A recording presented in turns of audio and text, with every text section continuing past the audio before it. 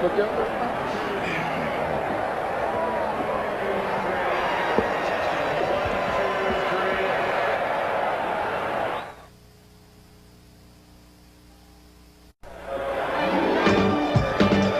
New Orleans Saints and the Atlanta Falcons, one of the toughest and closest rivalries in all of professional football, witnessed last year. Superdome. Less than 20 seconds to go. Falcons trailing by 4. Bartkowski throws. It's tipped, and Alfred Jackson comes down with it. Touchdown, Atlanta. Falcons pull it out 20-17. Later, last season, Atlanta.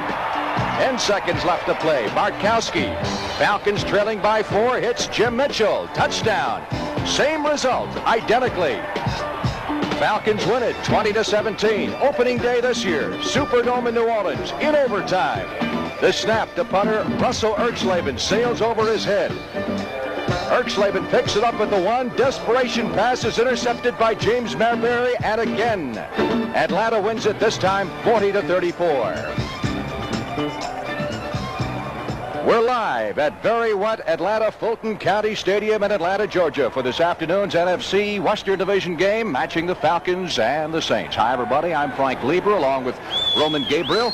Falcons still think they can win this division, and they're 4-8. They're 4-8. They feel like they get by this one, Frank. They win the next 3. They're 8-8. So who knows? Anything can happen. It's a must-win situation for the Saints, isn't it? It sure is. And the Saints at 6-6 are trying to hang in there with the Rams, so they have to win this ball game so that they don't want another loss going into Los Angeles at the end of the season. Another one in a great rivalry. And we're ready for the opening kickoff here at Atlanta Fulton County Stadium. Here's the standings in the NFC Western Division. Saints tied with the Rams. Certainly one of the most wide open divisions in all of pro football. The premium is kicking off.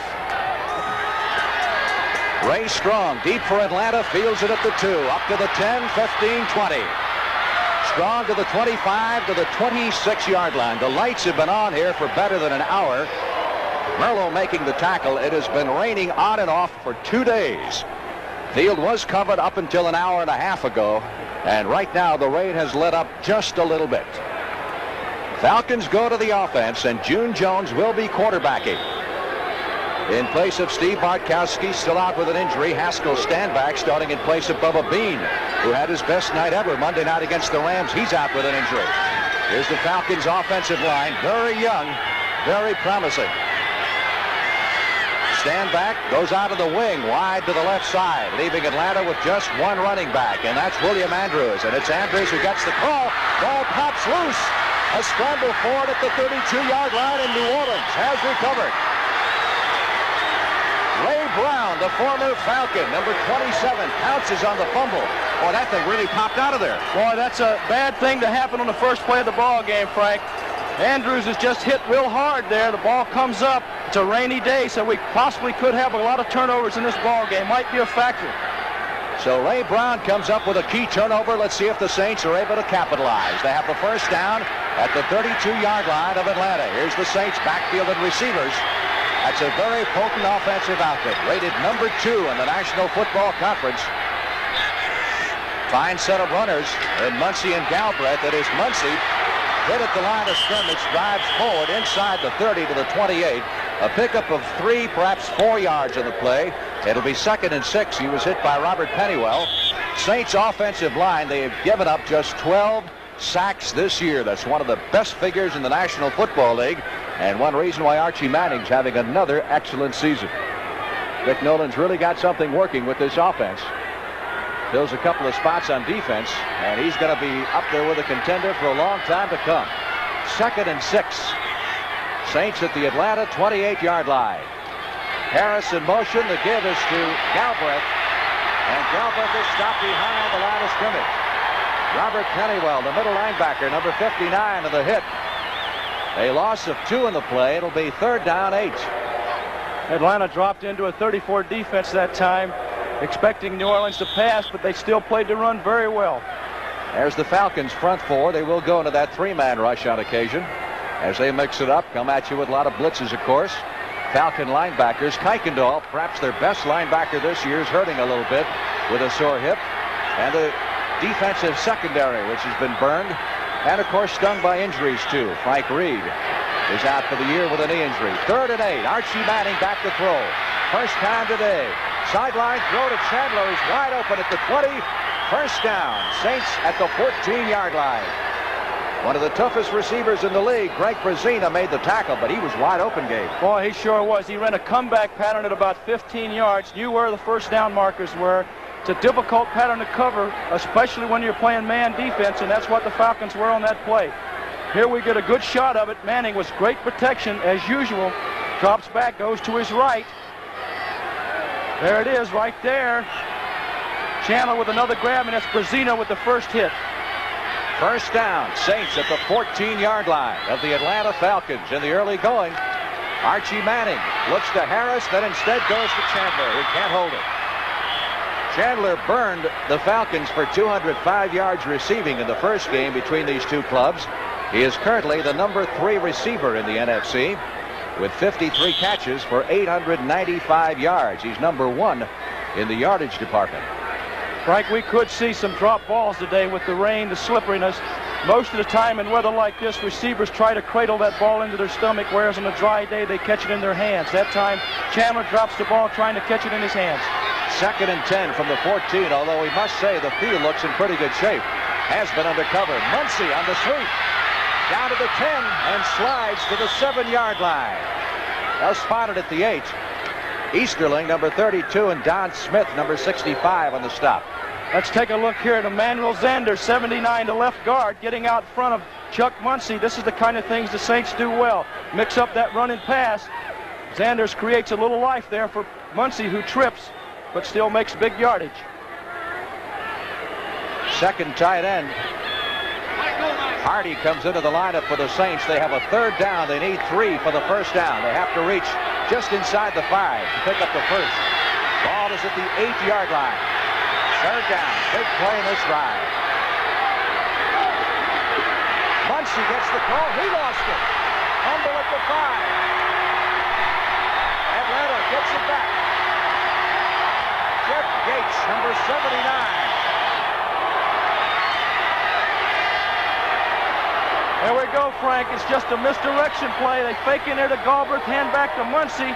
Muncy has the ball, but there's Falminos, number 74, who puts a shoulder on that football. It's going to be tough out there today because of the rain. The ball still comes up a little wet. First you Yankee chaps took our dear old Queen Mary. Then you had the unmitigated gall to take our London Bridge. Now you've taken our Quiet. Your 1984 LTD was tested against our Rolls-Royce for Quiet in a scrupulously fair test over identical roads at identical speeds. British fairness forces me to admit that your LTD was just as quiet as our Rolls-Royce. Is there nothing left of the empire? Ford LTD, as quiet as a Rolls-Royce. You survey where the land is wild and unforgiving, filling in empty places on maps that until now have been almost unknown. But now comes Miller time. Time to head for the best tasting beer you can find, Miller High Life. If you got the time, we've got the beer.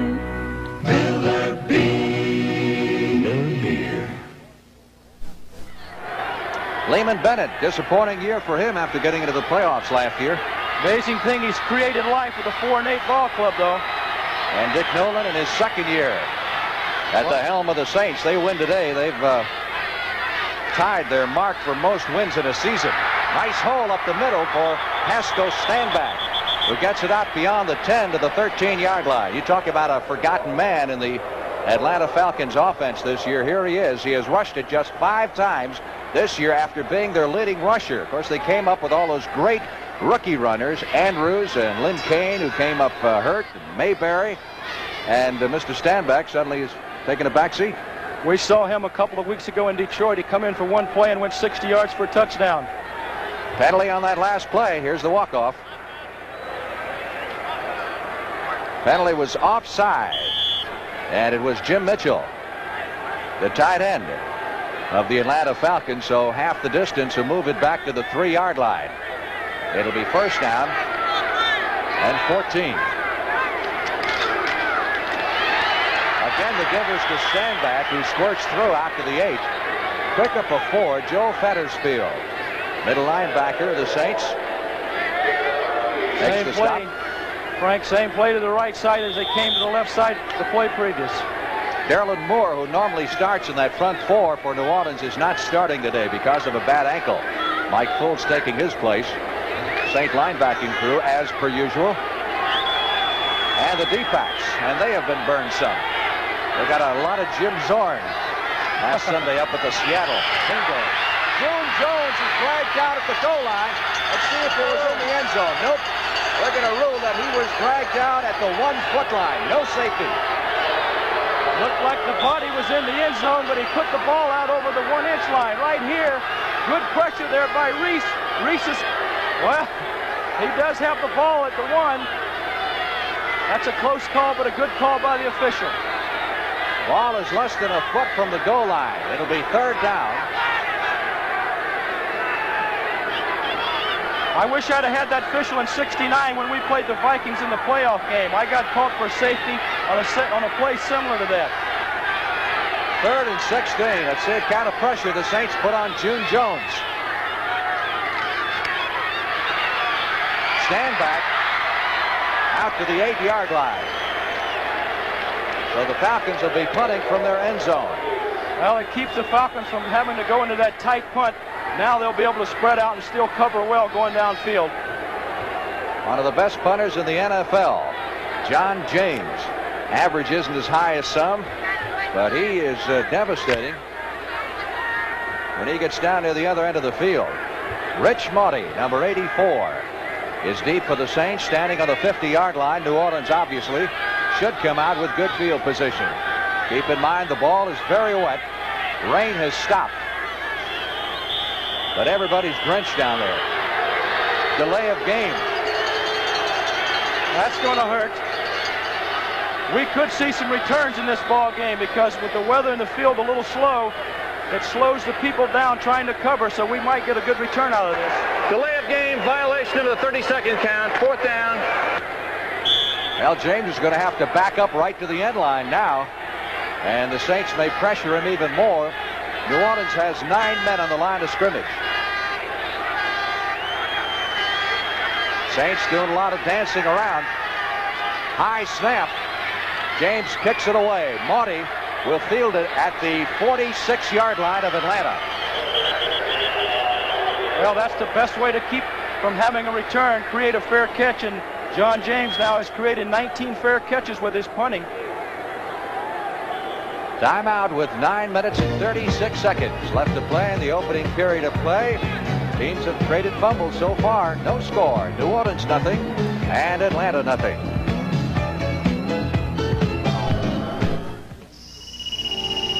This home could be a lot like yours.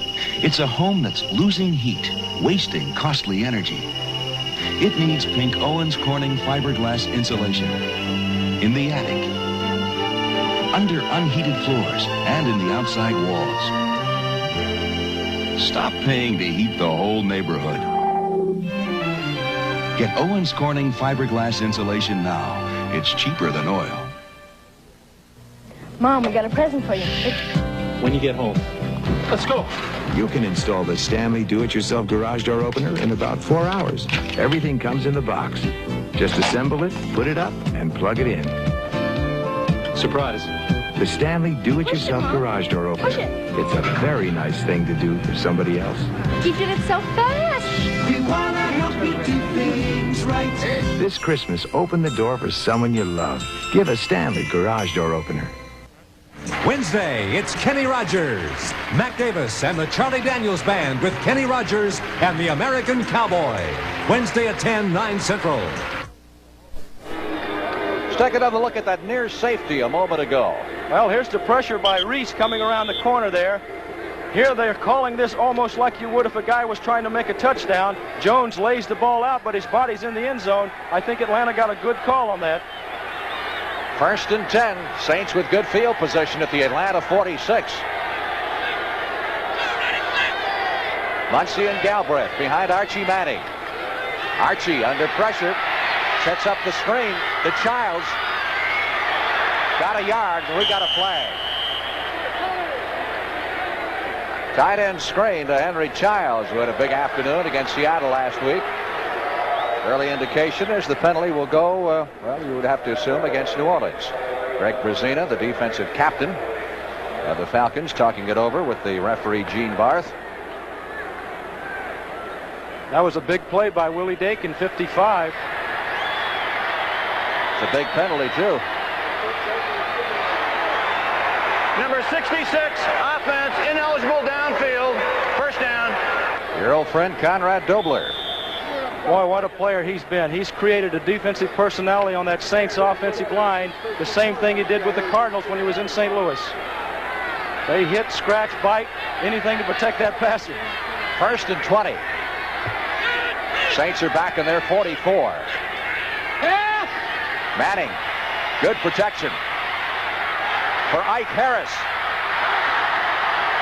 Good defense by Rick Bias, number 38. Those are the kind of patterns that are difficult to stop on a rainy day because the receiver doesn't lose any momentum or acceleration going downfield. As you can see here, it's just a straight out post pattern. Manning with good protection takes a while to let this one go, but there's Bias, who was beat last week for 2 touchdowns against the Rams. Great coverage. Here's a score for you. Brian Sipe has hit Ozzie Newsome with a 21-yard touchdown pass, and the Browns have jumped on front of the Steelers 7-0 in the first period. High score, 0-0. That game in Pittsburgh?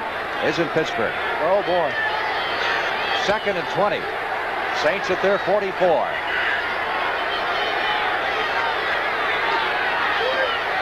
Muncy got some room on the sweep and moves it into the Falcons' end of the field. Knocked out of bounds around the 45 by Rick Bias.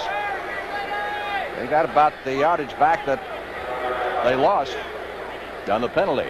Not a bad call. Now they're 3rd and 10. Good call by Manning. Evidently inaudible to the line of scrimmage. The Falcons looked as though they were coming with a safety blitz. They backed out of it. Manning had a good call going around that left end. Muncy had his biggest day rushing ever, and the Saints' biggest day in the first game between these two teams this year. And of course, William Andrews set the Atlanta rushing record, 167 yards, rookie in his first game. 3rd down, a little more than 10 for the first down. Saints at the 46 of the Atlanta Falcons. Too much time. Archie Manning with a lot of time. Looking for Chandler. And Bias was over there defending. So the Falcons shut the Saints offense down and forced New Orleans to punt. Chandler almost left Manning out to dry there. He slipped a little on his pattern. Manning let the ball go. Chandler should have go ahead and finished his pattern because it almost cost him an interception. Billy Rickman back in the punt return, standing on the 10-yard line. Partridge gets it away in good order and will nail it out of bounds somewhere around the 12 or 13. If both punters continue to kick that way, I don't think we'll get any returns. Officials will put it down, looks like, at the 13-yard line. So the Falcons 1st and 10 from that point. 8:58 left in the opening period. Still no score. The world's most advanced twin blade razors are only as careful, gotcha, as you are. The Norelco rechargeable rotary razor has 36 surgical steel blades, carefully protected by 3 floating heads and a unique shaving angle for a very close shave wherever you are, without a nick or a cut.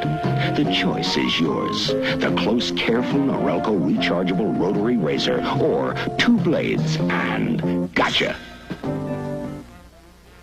That your dad? Uh-huh. What's he doing? Selling insurance. Oh, what kind? Nationwide. Why? Because he likes to sell good stuff. Oh. My mom's a nationwide agent, too. Really? She likes to help people. Well, nationwide agents like to offer blanket protection for people's lives, health, homes, cars, businesses. He cooks good hot dogs, too. And they cook good hot dogs, too. Nationwide is on your side. There are some 8,000 New Orleans fans in attendance today, and they'll be making a lot of noise stadium is sold out, but we've got a lot of no-shows, I'm sure, because of the weather. Andrews taking the pitch from June Jones. Hard-running William Andrews, the rookie out of Auburn, carries to the 18-yard line for a pickup of 5 on the play. Well, if Atlanta can get out of their own end zone here and get a first down, then we might see them come with a few pass plays, because to be successful against that flex on first down, they're going to have to put the ball up. This telecast is presented by authority of the NFL. It's intended for the private use of our audience, and any rebroadcast or other use of this telecast without the express written consent of the Atlanta Falcons and the National Football League is prohibited. 2nd and 5. Falcons at their 18. Stand back. Out over the 20, short of the first down at the 21-yard line. The 3rd, and looks like about a yard needed for the first down. Well, Bryan and Philman, the right guard and right tackle, opening up a little running room there. That's a pretty impressive stat there under Jones' name, isn't it? I think that's the leading percentage or yards per completion in the National Football League, even though Jones has only played, and this is his 4th game this year. Tampa Bay out in front of Minnesota 6-0 on a Ricky Bell run. The extra point was blocked. Bucks win today. They've clinched the playoff berth. 3rd and 1 for the Atlanta Falcons. Andrews busts up the middle. He's got the first down at the 26. Myers on the stop. Oh, he was very close to breaking that one. Well, Frank, that's going to be a key for Atlanta's offense, the 3rd down situations. Over the last 4 weeks, they've only been able to make 25% of those, and that's not going to win you very many ball games. 1st and 10 for the Falcons at their 26-yard line. Hey, this is the goofiest race in the NFL, the NFC West. They're saying 500 probably will win it this year, the way that everybody is playing. All teams have had their problems. June Jones is sacked. Back at the 16-yard line, Mike Fultz, number 72, broke through for the first sack of the afternoon. Well, we got Mike Fultz playing in place of Derlin Moore, who has a sprained ankle, but doesn't look like the Falcons miss Moore too much here as Fultz comes in and gets his 4th sack of the year. Jones is not real quick on his feet, so a good pass rush could bother his throwing. Jones, you might recall, opened last season as the starter, beating out Steve Bartkowski. And Bartkowski won the job back, and now with Bartkowski out with an injury, Jones has come on here in the last couple of games. He's a free agent. Played last at Portland State, although he had a rather checkered college career. Played some at Oregon, some at Hawaii. They got flags down. Andrews juggling the ball, loses it, and the Saints get it back, but they're going to rule it incomplete. Well, the Falcons trying to set up a screen out to the left side. Might have a holding penalty.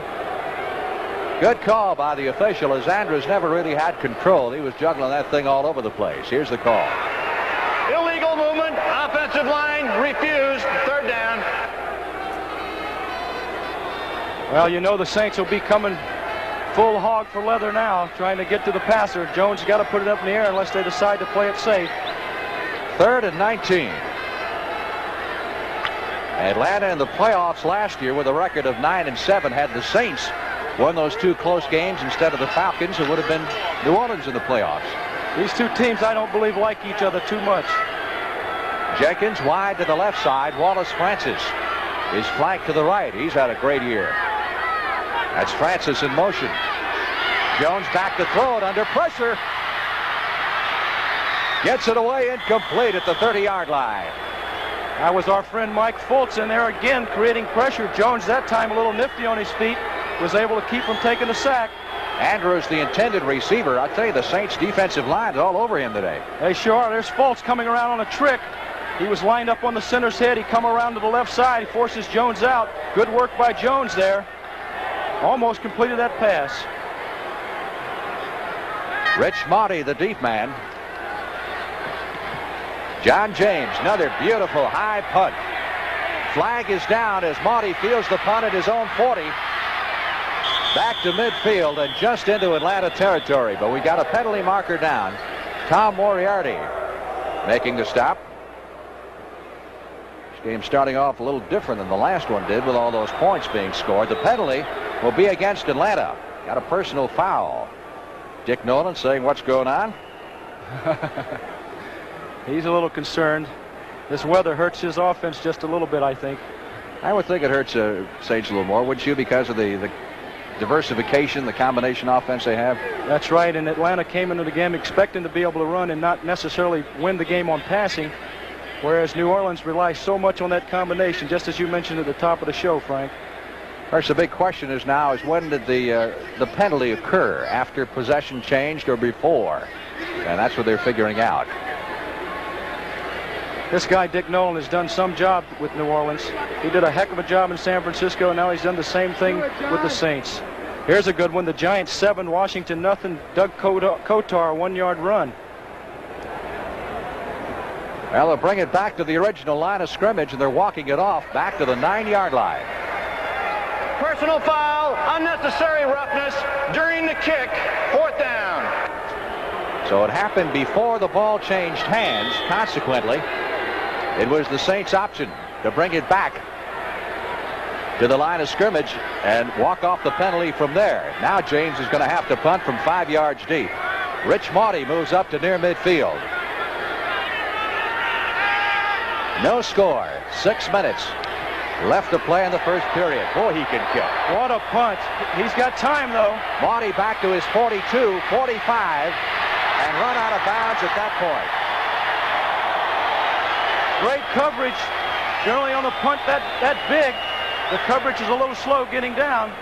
Bob Glazebrook making the stop off the specialty team of the Atlanta Falcons. Timeout. We'll be back in Atlanta in just a moment. America, the world is waiting. Healthy spaces, glowing faces, a life that's full of life. Your world is waiting, and Visa is there. You're traveling, you're moving, you're giving more to life. Wherever life is good, you're making it better. And Visa is there for traveling, shopping, and cash. Visa is the most widely recognized name in the world. Visa, we're keeping up with you. The 79 Ford Countdown clearance is underway. Your Ford dealer is receiving allowances and additional cash incentives that he can pass on to you right now when you buy selected new 79 Ford cars and trucks. It could add up to $400 on V8 pickups, $500 on V8 club wagons and vans, $600 on rancheros. So see your Ford dealer now. Ask him about the $400, $500, and $600 better ideas. Next Saturday, the CBS Sports Spectacular features highlights of the exciting LA Times 500, plus the final event in the Battle of the NFL Cheerleaders. You'll say you saw it on CBS Sports. And that's one of the young ladies featured in the NFL Battle of the Cheerleaders, which you can see next Saturday afternoon as part of the CBS Sports Spectacular. 1st and 10. Saints have the football at their 46-yard line. No score, still in the first period. Muncie to the 49-yard line. Pick up a 3 in the play. It'll be 2nd down 7. This could be a low-scoring affair compared to the last one. We might have a game of field goals. People in New Orleans, there's a score there. Cleveland now 10, Pittsburgh 3. But people in New Orleans have felt that maybe Manning has become a little too conservative with his offense. Notice he has thrown more interceptions this year. He has 16, but he does have a streak now coming into this game of 63 in a row without an interception, so maybe he's back on the beam. 2nd and 7. Saints at their 49-yard line. Archie on the delay gives to Muncie, and Muncie's caught at the line of scrimmage. Back behind the line of scrimmage. Loss of a couple of yards on that play.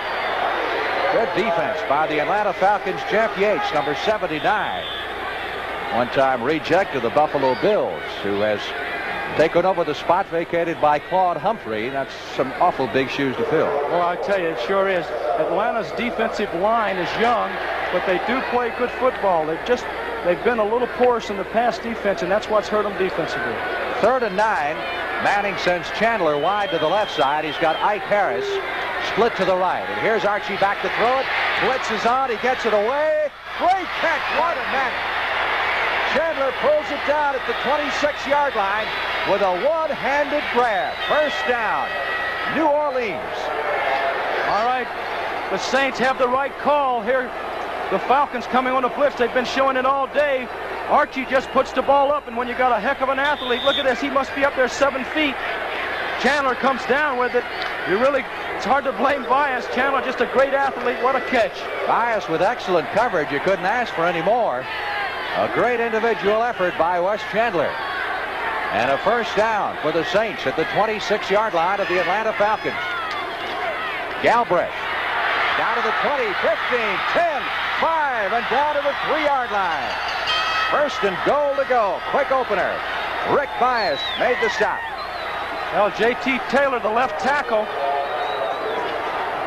really opens up this hole. Let's watch J.T. Taylor. There he is. He's able to hook Smith, 65. And Brazina gets called inside, and Galbraith goes down to the 3-yard line. Saints were down to the 5 earlier and fumbled. First and goal to go from the 3.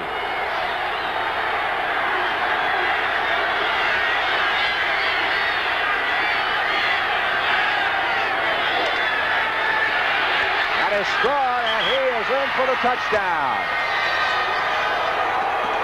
Mike Strawn. That's the way you draw them up, Frank. On the board, they all look good. Strawn, who came in on that play for Chuck Muncie. Let's take a look at Dobler. Dobler pulling out there. A nice block on Roland Lawrence, which lets Strawn go in untouched. The kind of play you like to see on the goal line. First down, put it in. Don't have to worry about the other downs. Garo Yepremian with the extra point try. Burns will hold.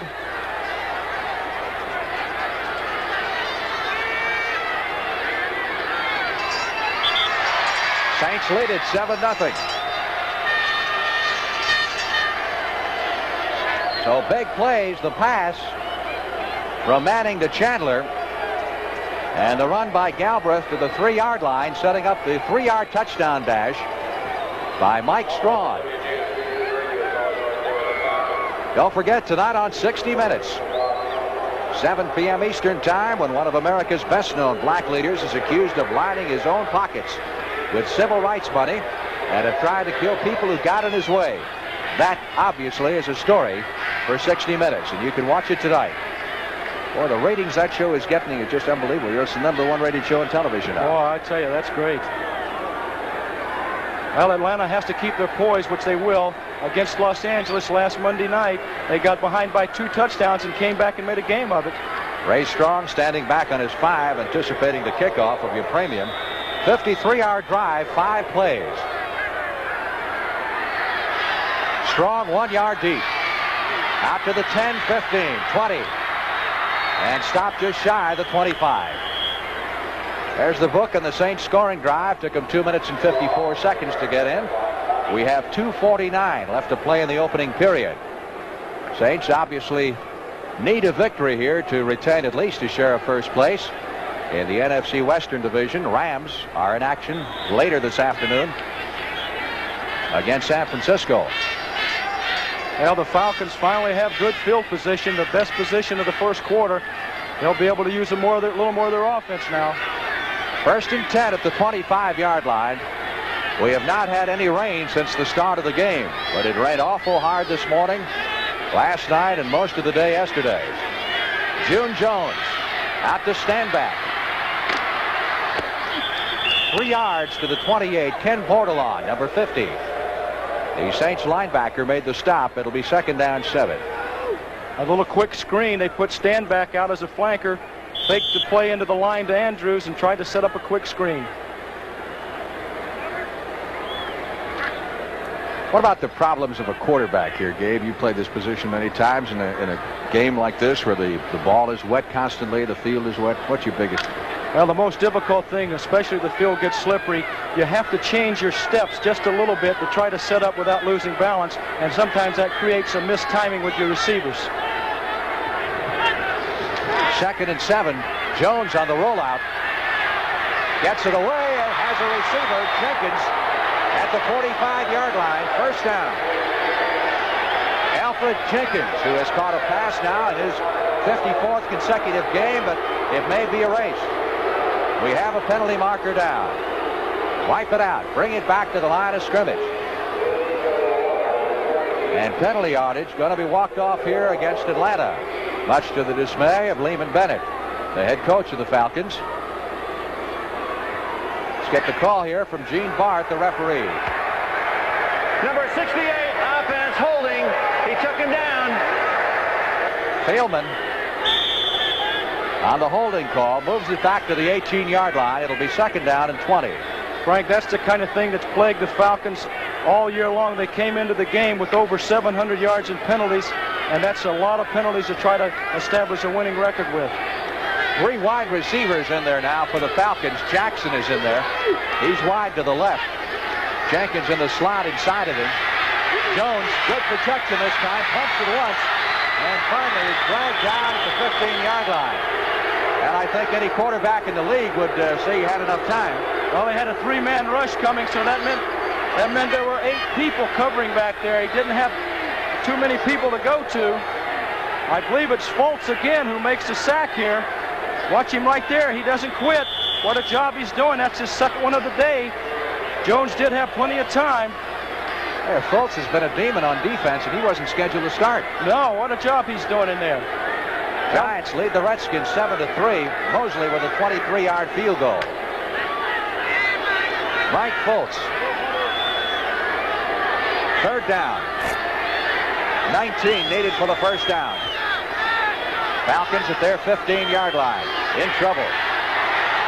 Jones waiting. Flag down. Pass incomplete at the 30. Marker was thrown in the secondary. Good pass defense. Holding defensively against the Saints. That's only a 5-yard penalty, but it carries with it an automatic first down. Well, you sure put yourself in a bind when you have 3rd and 20 yards to go and you got a 3-man rush and you're throwing against 8 people. Defensive holding, number 50, first down. It's on Bordelon, number 50. Well, no wonder that was good coverage. Here it is again, a 3-man rush. There's Bordelon on the right side of your screen holding Alfred Jenkins. And it's Bordelon who got back to break up the pass, too. First and 10 from the 20-yard line. Jones upstairs, intercepted. Picked off by Clarence Chapman. And the Saints have a first down inside the 25. And the boos rain down from above on June Jones. He has him here. He just overthrows the ball. Ball might be a little slippery right there. He had him in the crease. Chapman, number 2, interception of the year for him. Good break for the Saints. Saints with a first down at the 24-yard line of the Atlanta Falcons. We've got 1:05 left to play in the opening period. Saints leading by a score of 7-0. Here comes New Orleans. Harris wide to the right side. Chandler split to the left up at the top of your screen. Muncie lost it. Who got it? Falcons get it back. Edgar Fields, number 77, comes up with the fumble recovery. There it is, just a straight handoff to the tailback. He lost it before he got into the line. Evidently, he must have seen a lot of red jerseys and decided he just didn't want that one. And a big break by the Atlanta defense. 17 times in the last 5 games, Atlanta's defense has created fumbles, and they've recovered 15 of them, Frank. Monday night on CBS, White Shadow, MASH, WKRP in Cincinnati, and Lou Grant. Be watching. First and 10, Falcons at the 23-yard line. That's the second fumble that Muncie has lost. Here's Andrews. Another flag is down. Oh, the officials are getting flag happy here in the first period, huh? I'm surprised. I was down in the locker room, and Edgar Fields was talking to one of the officials who was getting an ankle tape, and he was trying to be real nice to him. He said, how about don't throw in so many flags? But it doesn't look like it helped. Holding penalty against the Atlanta Falcons. We'll move it back 10 to the 14-yard line. It'll be first and 20. Well, I guess offense holding. Penalties and turnovers kill your offense more than anything, and Atlanta has been guilty already in this first quarter of numerous penalties. Mitchell called on the holding. Falcons have been penalized 5 times for 39 yards. Saints have been penalized twice. Those are the ones they've accepted. Andrews fights his way out to the 20. Pickup of 6. It'll be second down and 14. It's hard not to like a guy like Andrews. He runs with a low center of gravity, big, strong back, picks up a lot of extra yards just by going towards the goal line. That reminds you of a taller Robert Newhouse. He does. He really does. Good pass receptor, too. Or good pass catcher. How's that? All right. I haven't seen him take many off, matter of fact, now that you mention it. Second down, 14. June Jones drops it over the middle to Andrews. Picked up 4 to the 24-yard line. So now they're back to the original line of scrimmage. And they'll have a 3rd and 10. Bordelon making the stop. Well, that wasn't a bad call either. There's the gun. New Orleans linebackers trying to get deep coverage. They fake the ball. They drop Andrews down where the linebackers are leaving, trying to create the void. But they didn't get as many yardage, I think, as they would have liked.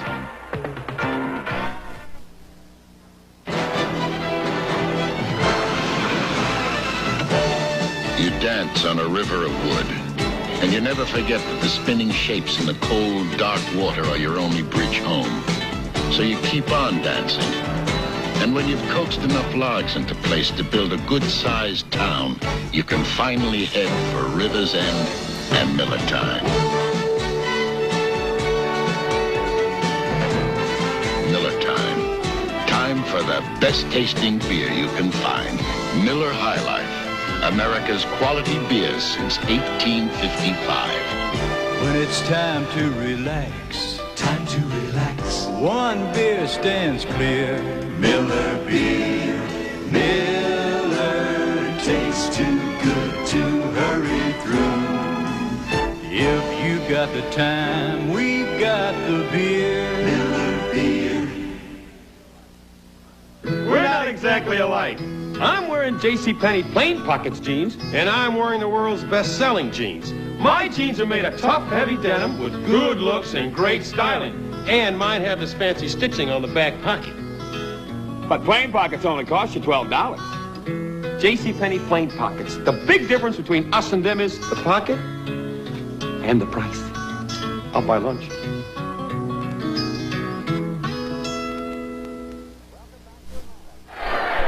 Welcome back to Atlanta. Frank Lieber along with Roman Gabriel as we start the second period of play. Saints leading 17-0. Cleveland has tacked out another field goal.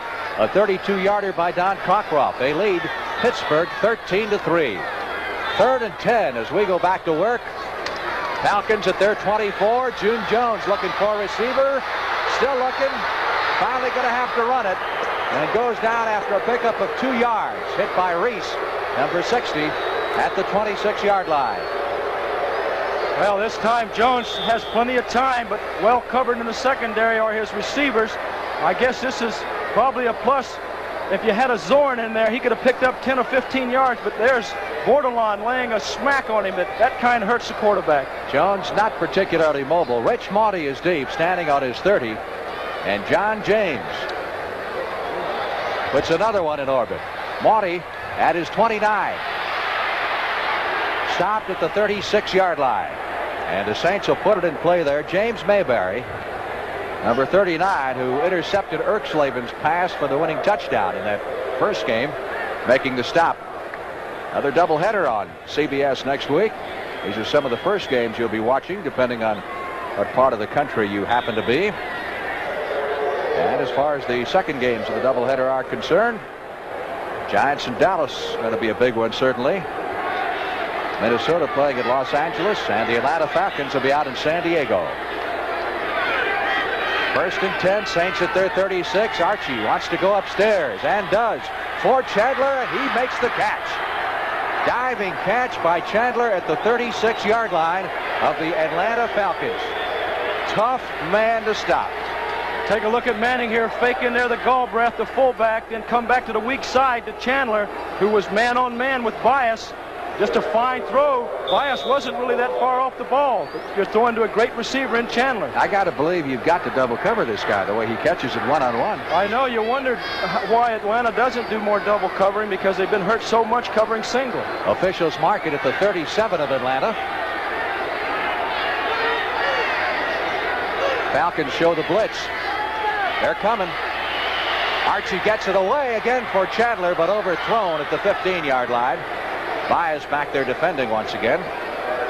Good call by Manning. That time Chandler comes down like he's running the post, the one he caught previous, and he goes to the corner, but Manning looked like he might have lost the handle on that one.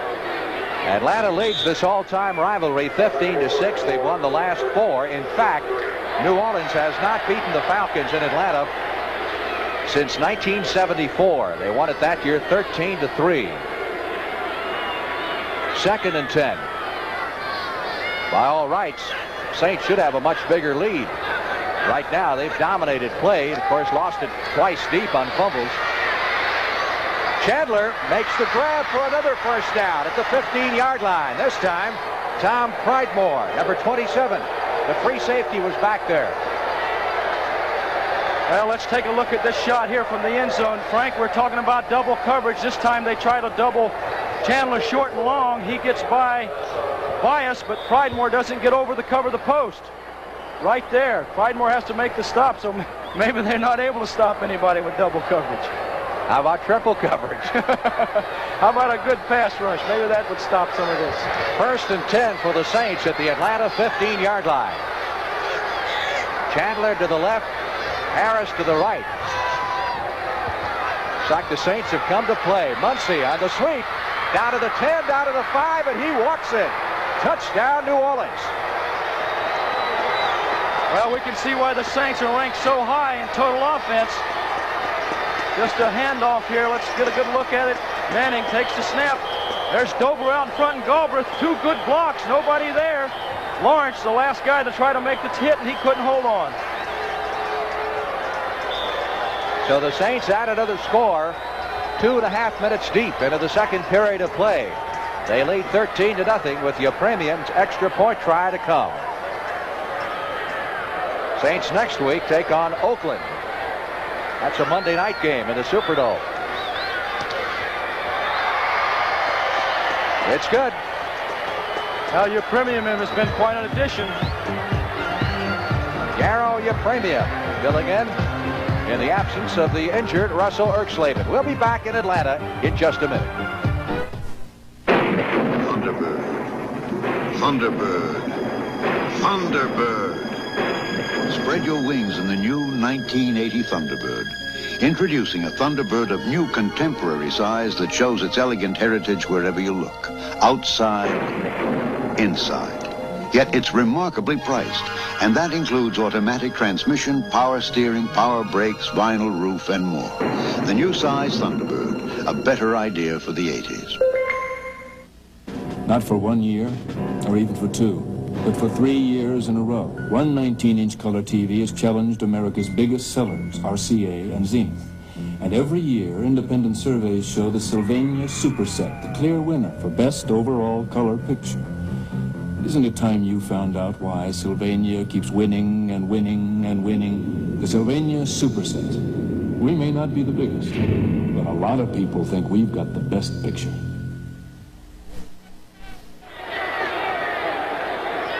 Saints leading 14-0, 2nd period. Your premium ready to kick off. 64 yards in 4 plays. Ray Strong is the deep man, standing on the 5-yard line. Fielded by Pridemore instead at the 10. Pridemore up near the 20-yard line before he's upended. Jack Holmes made the stop. Take a look at the touchdown again. Here's the Saints' 2nd touchdown. Dobler and Galbraith out front to provide the blocking. Probably the biggest strength of the Saints team now has become their offensive line. Last year, a lot of them were hurt. This year, they're intact, and they're doing a great job. Falcons, keep in mind, hurting offensively in this game. Steve Bartkowski still out with a strained hip. And the running spark plug of the Monday night game, Bubba Bean, who had his best day ever with 104 yards rushing. Injured a knee in that game. It's a bruised knee, so he will be back, but not today. Stand back in motion. Don Reese went across the line of scrimmage. Whether or not he was pulled off, I don't know, but he was level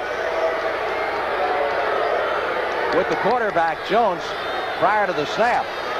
I'm going to say apparently that Reese was pulled offside. Take a look at it again as Gene Barth gives you the official call. Illegal motion, 31 offense, first down. It was the running back, William Andrews, who moved, and that caused Reese, number 60, to move across the line of scrimmage. They'll move it back to the 14-yard line. First down, 15. Stand back in motion. The fake to Andrews. Pass intended for Standback. But I believe the Saints have that pretty well figured out. Pat Hughes, number 54, the right side linebacker, was waiting for Standback to get the football. What a job he did. He just evidently had Standback man-to-man. Standback went in motion. Jones, trying to set up some type of screen, threw it out there, and Hughes was there, almost intercept. It'll be second down, 15, from the 15-yard line. Francis wide to the left side. Jackson is split to the right for the Falcons. June Jones under pressure. Dragged down inside the 5. Alex Price, number 75, who was activated just the other day by the Saints, making the stop. And the fans are getting a little restless. It seems like everybody the Saints put into play hasn't played previously, and they come to play. There's Price, 75, just beats the block. And there's our friend Fultz. Both Price and Fultz weren't scheduled to play in this game, but there they are making another stop. Here comes the rain. It seems as though we've seen Atlanta in this situation before. Third down, 23. Jones has now been sacked 4 times for 25 yards. We're early in the second period. Jones throwing from the goal line. Ball is loose, and the Saints recover at the 2. That's Reese coming from the right side. June Jones. Looked like that time, had he hung on to it, it would have been a safety. He might have been better off. He might have been better off, right. There's Reese on the top of your screen. He just blows by Mike Ken, 78. The Atlanta's tackle comes inside. Jones just has no chance at all. Boy, this is the kind of thing that can happen, though, whenever you get ahead of a ball club. It really fires up that defense, and they come hell-bent for leather. Lewis Grooms on the recovery. The Saints with a first down at the Atlanta 2 as the rain begins to come down once again here at Atlanta Fulton County Stadium. Galbraith fights his way into the end zone. Touchdown, New Orleans. Well, that time we get a shot of Muncie leading Galbraith in. Before it's been Galbraith leading Muncie. Well, let's take a look here. There's Galbraith putting a block right there, which allows... That's Muncie allowing Galbraith to get in there, as Robert Pennywell tried to make the stop, but just a little too late. It is 20-0 as the Saints threatening to turn this into a blowout. Yepremian with the extra point. It's good. 11 minutes, 31 seconds left to play in the first half here at the Atlanta Fulton County Stadium. And it is raining on Atlanta. Saints lead it 21-0. Wouldn't it be nice if batteries had gauges so you'd know ahead when you'd need a replacement? There's something good as a gauge better. The Rayovac Long Life Long Storage Alkaline. Now you can keep spares and never do without. See, its energy elements are compacted under 10,000 pounds, so that even after 4 years of standing there, it has more than 85% of its energy. Who needs a gauge? With Rayovac Alkaline, you can buy with confidence, buy spares with confidence, and never run out of gas. Announcing a gas-saving breakthrough from Ford Motor Company.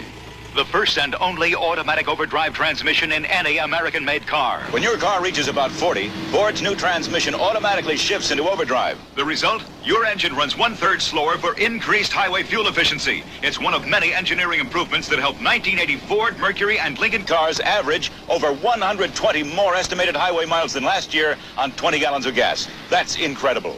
Automatic overdrive at Ford, Mercury, and Lincoln dealers. Next Saturday, the CBS Sports Spectacular features the final event in the Battle of the NFL Cheerleaders, plus highlights of the 9-ball pool championship. You'll say you saw it on CBS Sports. Going to be a test for the Falcon cheerleaders to keep their enthusiasm up the way things are going. Well, they might have to use some of that firepower to get back in the game. Yepremian's kickoff coming down to Strong at the 5-yard line. Flags all over the place as Strong is down at the 25. Rich Maudie, number 84, making the stop with the Saints. He's the kamikaze guy on the Saints specialty units. Interesting story. Rich's dad passed away here in the last week because of cancer. He missed last week's game. Time he makes a tackle, he donates money to the American Cancer Society. Personal foul, clipping, number 87 on the run back, first down. You get the feeling this is not going to be the Falcons' day? It's going to be difficult because they're going to have to throw now, and the rain's going to really put a bind on that passing game. And you know, New Orleans is coming with a pass rush. Ball is at the 13-yard line of the Atlanta Falcons, 1st and 10. Andrews across the 15 out to the 17 or 18. You get the impression we may not have to wait on any Big Ben plays or last 5 seconds or something, huh? Look at this. Jones has been sacked 5 times for 30 yards and losses already today. This could be a long day for him, but with the kind of character that they have on their ball club, especially with their coaching staff and Lehman Bennett, I still think Atlanta will hang tough. They do have another quarterback, by the way, Mike Morosky, who we could see before the day is out. Barkowski is hurt. Pass is completed over on the far sideline to Alfred Jenkins. And now we can say that Jenkins' string of catches in 54 straight games is complete. Now that's a pretty good call on a day like today, because the corner generally backing up a little deeper with the footing being the way it is because of the rain. The quarterback, all he has to do is get it out over the linebacker. That is the Falcons' second first down of the afternoon. Ball at the 24-yard line. Jones is 3 out of 7 for 12 yards. Andrews got a flag again. Another fumble. And the penalty was on the Falcons. Mitchell jumped off sides. Let's see who picked up the fumble recovery. Here's a call. Offside against Atlanta decline, which obviously would mean that New Orleans has recovered, and they have.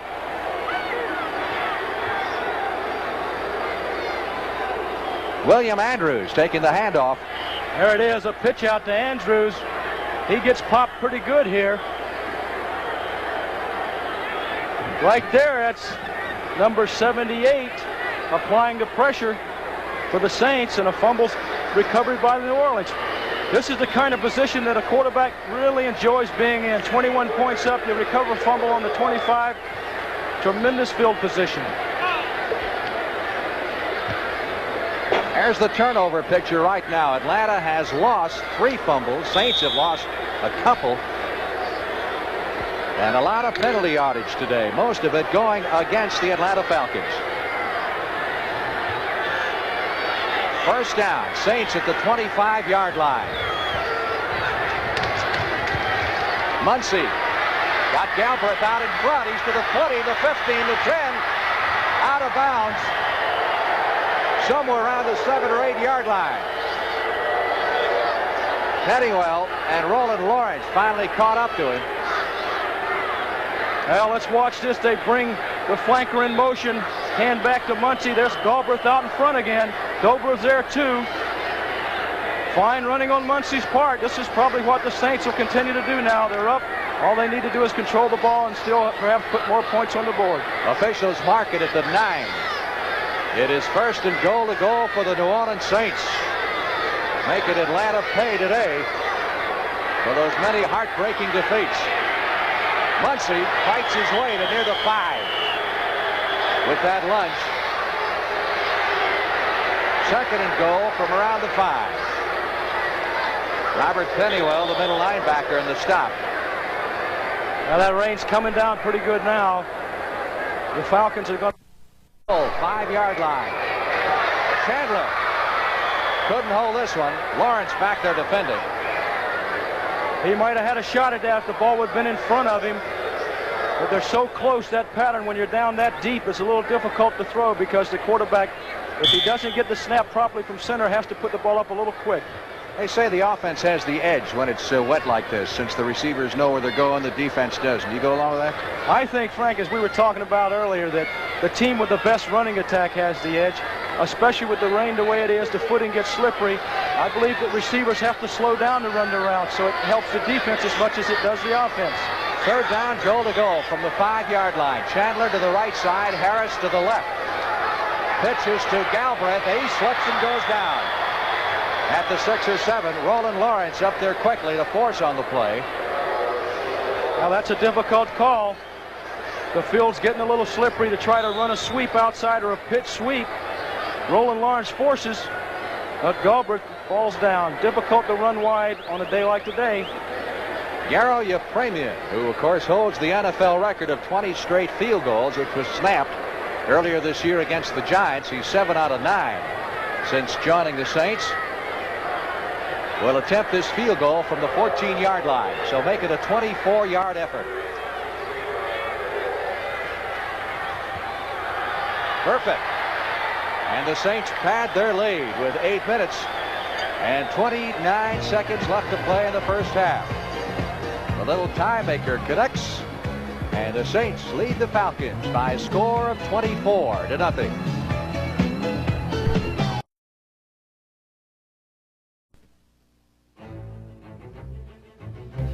The way to financial opportunity is sometimes filled with risk. But somewhere, there are good, solid ways to go. And our ability to put you on strong, solid ground is simply unavailable at any other investment firm. Merrill Lynch, a breed apart. A great deal of time and care go into the production of a fine play, just as they go into the making of a fine wine. Paul Masson's Rhine Castle. The taste is smooth, flavorful, delicious. Paul Masson wines taste so good because they're made with such care. What Paul Masson said nearly a century ago is still true today. We will sell no wine before it's time.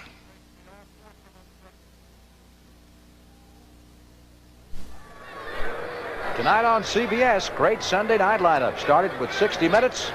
On to Archie Bunker's Place, One Day at a Time, and the movie tonight is Oh God. I don't know if you saw that. No, I heard that. Great movie. Real good movie. John Denver, George Burns. Here's Ray Strong on the kick return. 20, 25, fumble. 30. Fumble. Another fumble.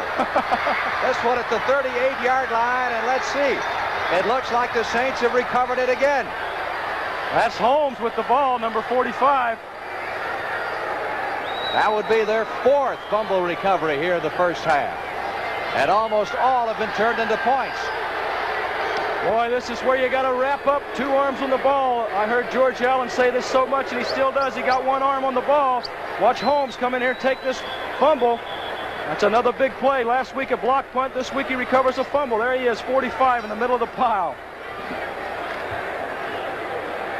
Another first down for the New Orleans Saints in Atlanta territory. The Saint injured on the play off the specialty unit is Ralph McGill. Number 49 is being held from the field.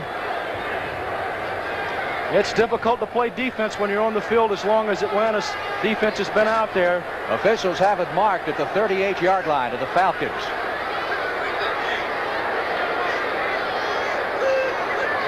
Archie Manning. If the Saints can hang out of the football a little better, now the Falcons are doing. They're wrapping it up with 2 hands. They know that the Falcons are going to be trying to take it away. That time the Falcons with the blitz stopped the running attack of the Saints. Once he gets a couple down to the 36-yard line. New England leading Buffalo in the second period. And the strength of that field goal. Now we got the 3-man rush going now for the Falcons. 2nd and 8. Muncie trying to reach the 35. Looks like he stopped you short. It'll be 3rd down, and still 7 needed for the first down. I recall that first game this year between these two clubs produced a rather unique statistic. It was only the second time in the 60-year history of the league that both teams gained over 500 yards offense. Woo. Well, I doubt if Bartkowski will come in simply because of the rain. That's him under the hood there. He has a sprained hip, which is bothering him. It's difficult for him to set up and throw. 3rd and 7. Archie Manning. Intended for Harris, and he's short and almost intercepted by Roland Lawrence at the 15-yard line. Good rush that time by the Falcons. Manning was really nailed there. Edgar Fields coming in from his right tackle spot put heat on him. Manning drops back. He had his receiver, but right there it's difficult to get anything on the ball, and that's why that ball was short. He really took a shot. That's called a sternum hit. Billy Rickman anticipating the punt, standing on the 10. Rick Partridge is the Saints punter. He's turned out to be a real jewel. Draft choice of the Green Bay Packers, who was let go. And the Saints picked him up a month deep into the season. He's been outstanding. He sure has. And Frank, you got to give that Falcon defense credit. Behind 24-0, they were still around that football. They stopped them. Partridge angling it for the near side coffin corner and drops it out of bounds very nicely. Oh, he just missed. He just missed that thing. Well, I think we got another flag. Let's see.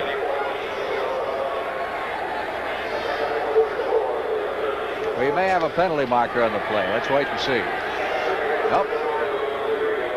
They did. They picked it up. This hanky's probably getting wet, trying to dry it out. Been on the ground so long. 6 minutes, 53 seconds left to play in the first half here. Atlanta Fulton County Stadium. It's a rout so far. The Saints 24, the Falcons nothing. Ford's 79 countdown clearance is underway.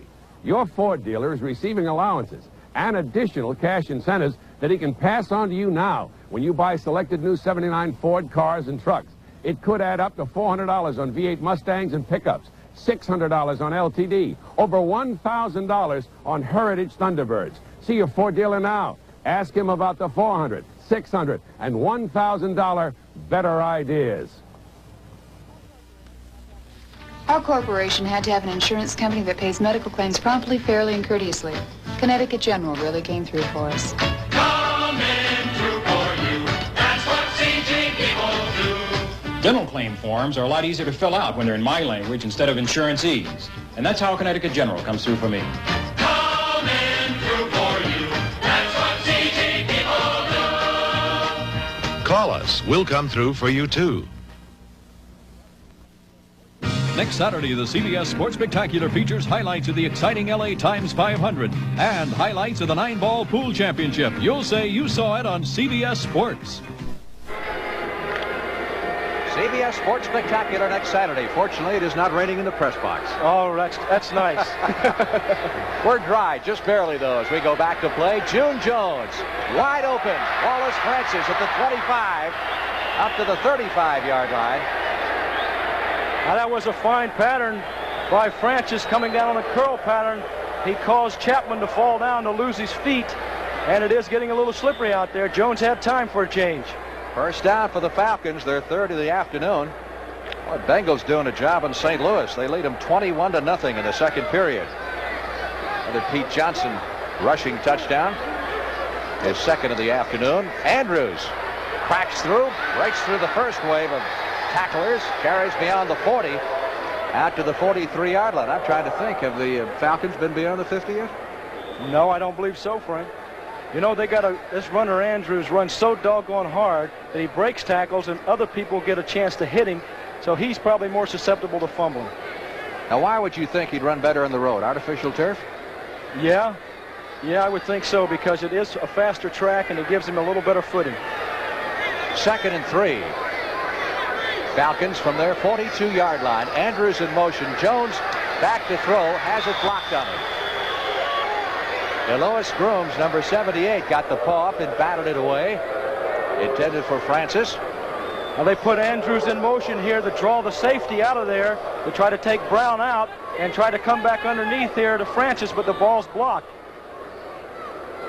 It's difficult to get over those guys now. They're so tall and so big. Once they get their hands up, nowhere to throw.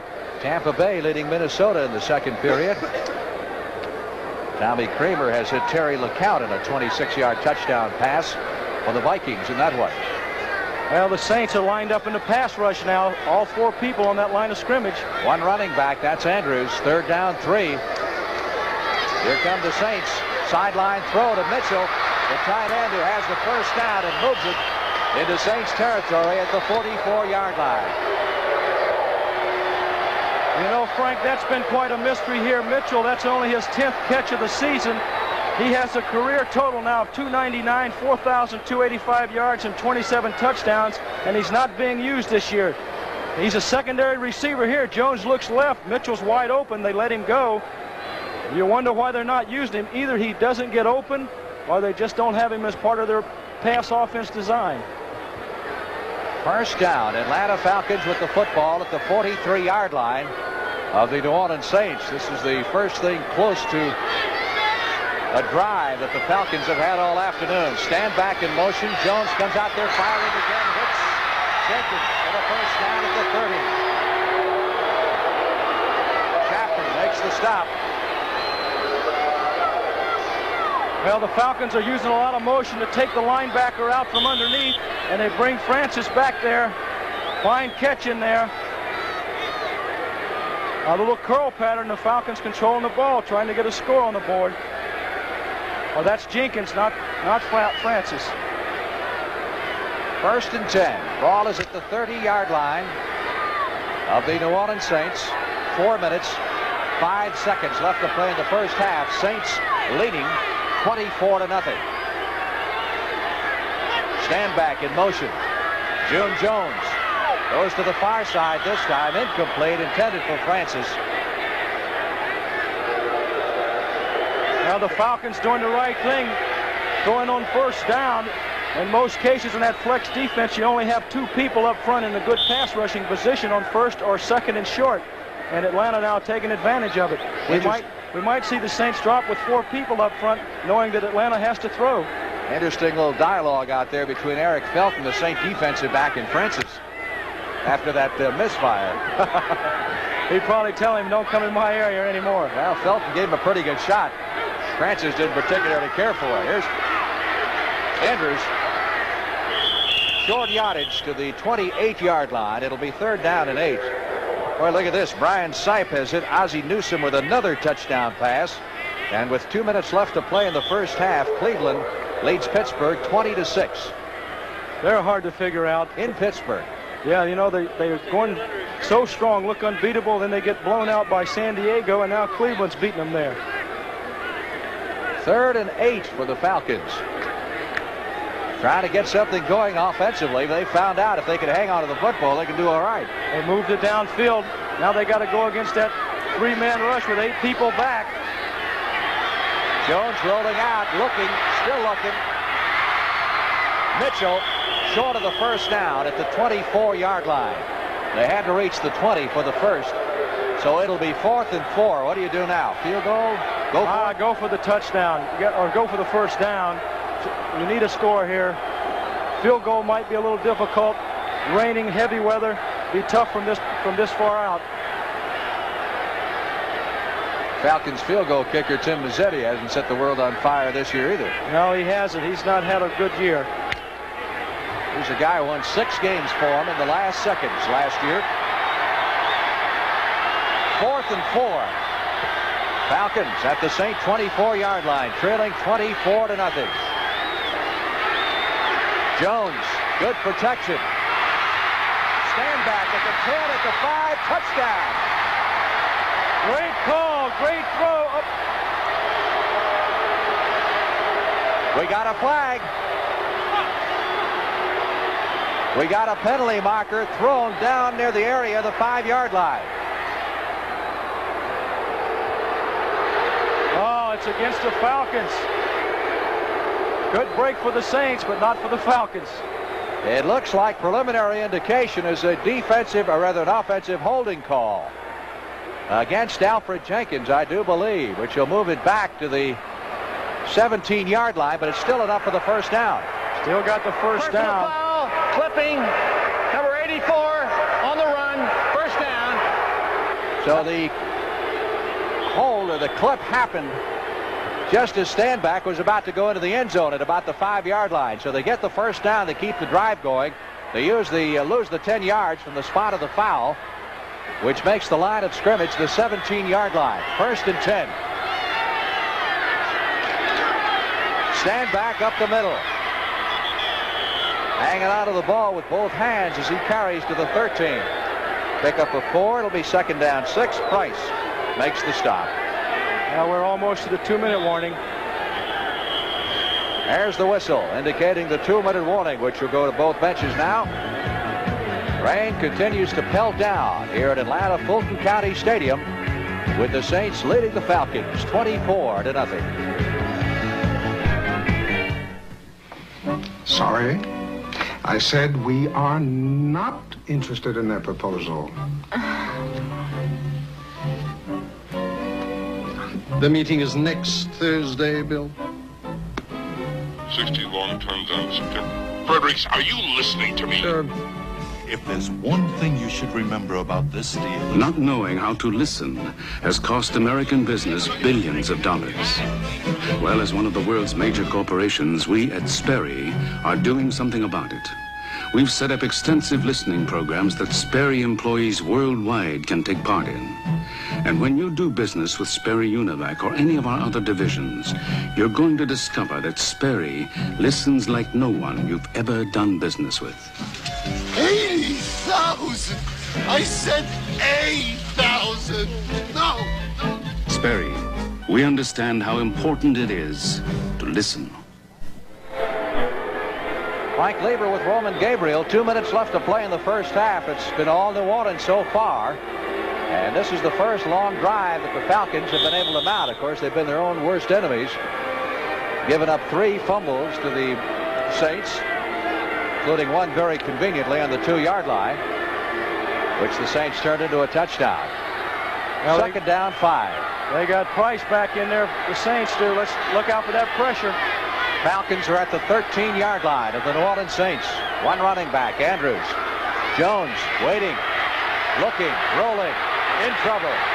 Gets the pass away, almost intercepted. Intended for Francis down to the 5-yard line. Fettersfield over there on coverage.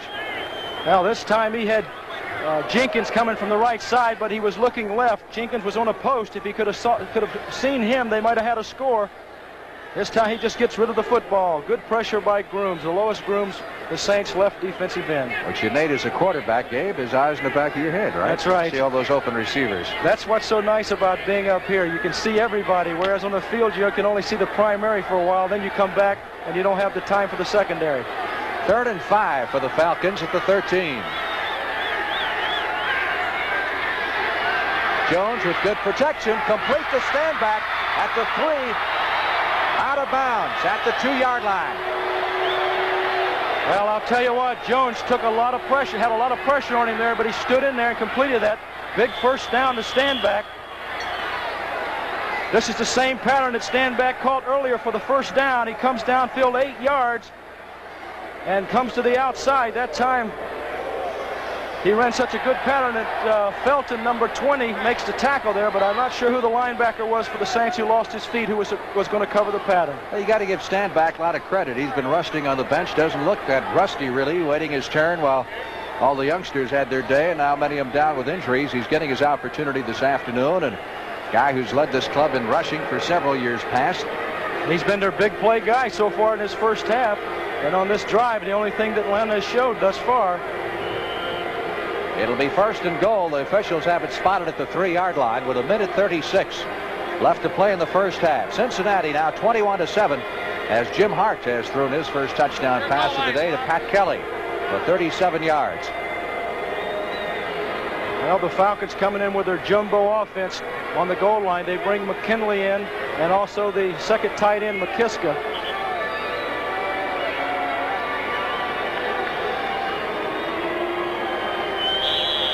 Atlanta obviously needs to get on the scoreboard. I think if they do get on prior to the half, that'd give them a bit of a boost. realize this thing is not completely gone. That's better to go in at halftime 24-7 than 24-zip. They're still fighting out there. Falcons' rushing game has been outstanding this year. They look for improvement this year. They really got it. Averaged 3.1 last year. They're up to 4.5 this year. First and goal to go. Andrews dives into the end zone. Touchdown.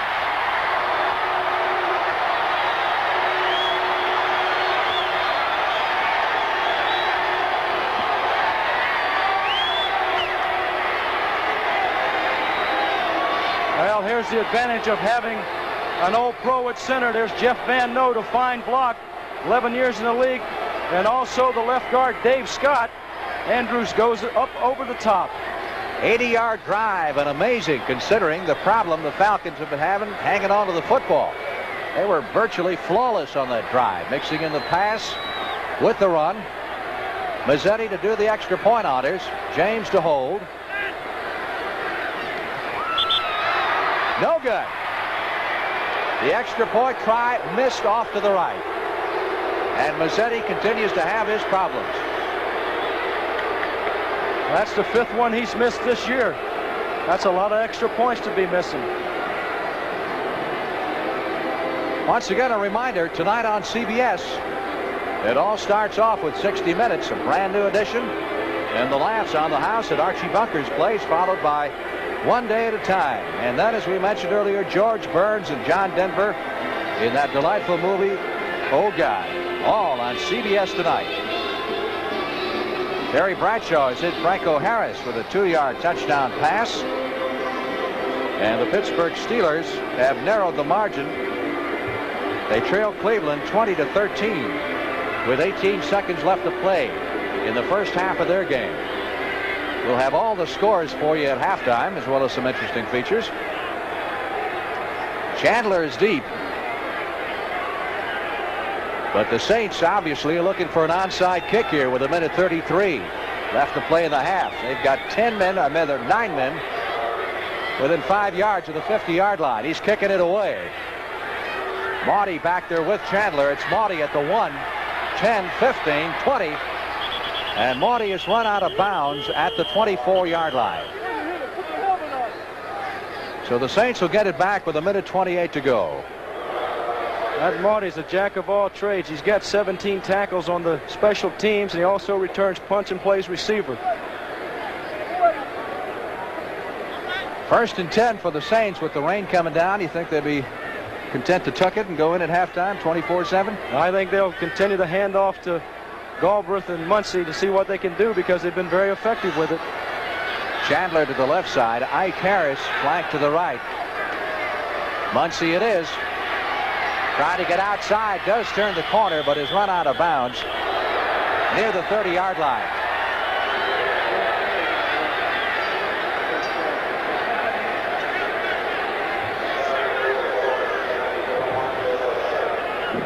Archie Manning has now completed 4 out of 10 for 92 yards. Muncie's carried 12 times for 58. As the rain continues to pelt down. Starting to puddle up a little bit there on the sideline.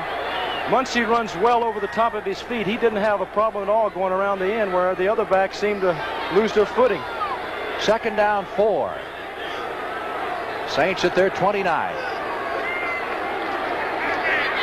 Galbraith. Lost it. Big scramble for the ball at the 25-yard line. The Saints get it back. That's the one thing I would have to...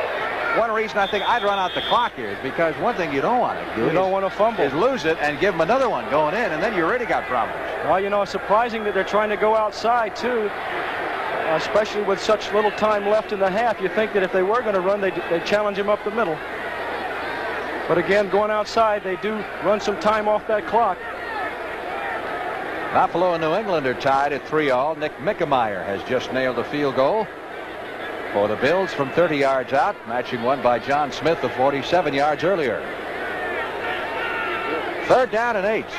Minnesota, Tampa Bay. Vikings have jumped out in front at halftime of that contest. Keep in mind, Tampa Bay wins it, they can clinch a playoff berth. They'll be the first team in the NFL to clinch a spot in the playoffs. Timeout being called here. 1 minute, 7 seconds left to play in the first half.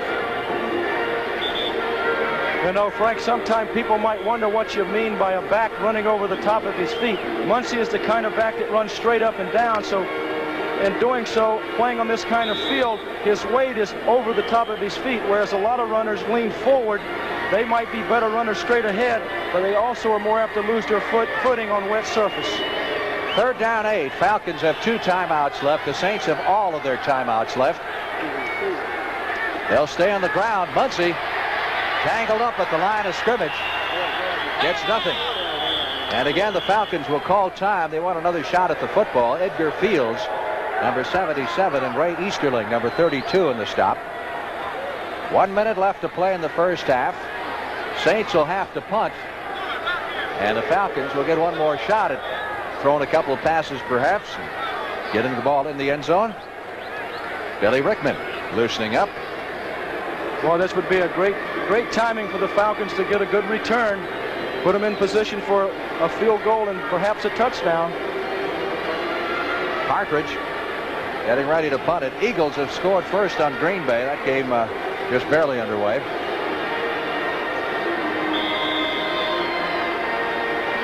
Partridge standing back on his 10. Now the Falcons have 10 men on the line of scrimmage. They may be coming.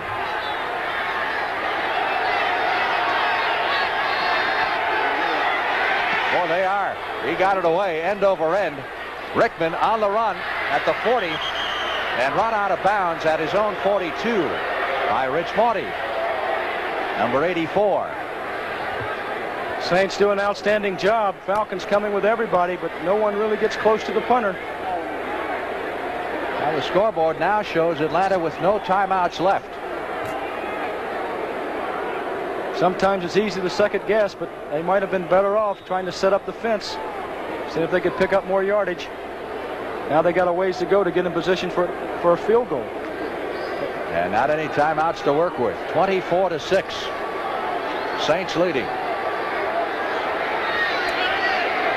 53 seconds left to play in the half. June Jones. Good protection by the Falcons. Ken Bordelon, number 50, almost picked it off. Intended for Jenkins at the 35-yard line. Well, they're trying to hit downfield with Jenkins on a deep out pattern to stop the clock and gain yardage, but Bordelon was in a good position. Almost came up with the interception. One thing this kind of weather does, our footing does, Frank, it does slow that pass rush down. You notice that the Saints with the 3-man line, they're not getting too much pressure on Jones. 2nd and 10 from the 42-yard line. 47 seconds left in the half. Pressure on Jones. Gets it away and completes it for short yardage, however, to Francis at the 46-yard line. Atlanta with the hurry-up huddle. They're asking for a timeout, but I don't believe they have one. So up to the line of scrimmage come the Falcons with 25 seconds.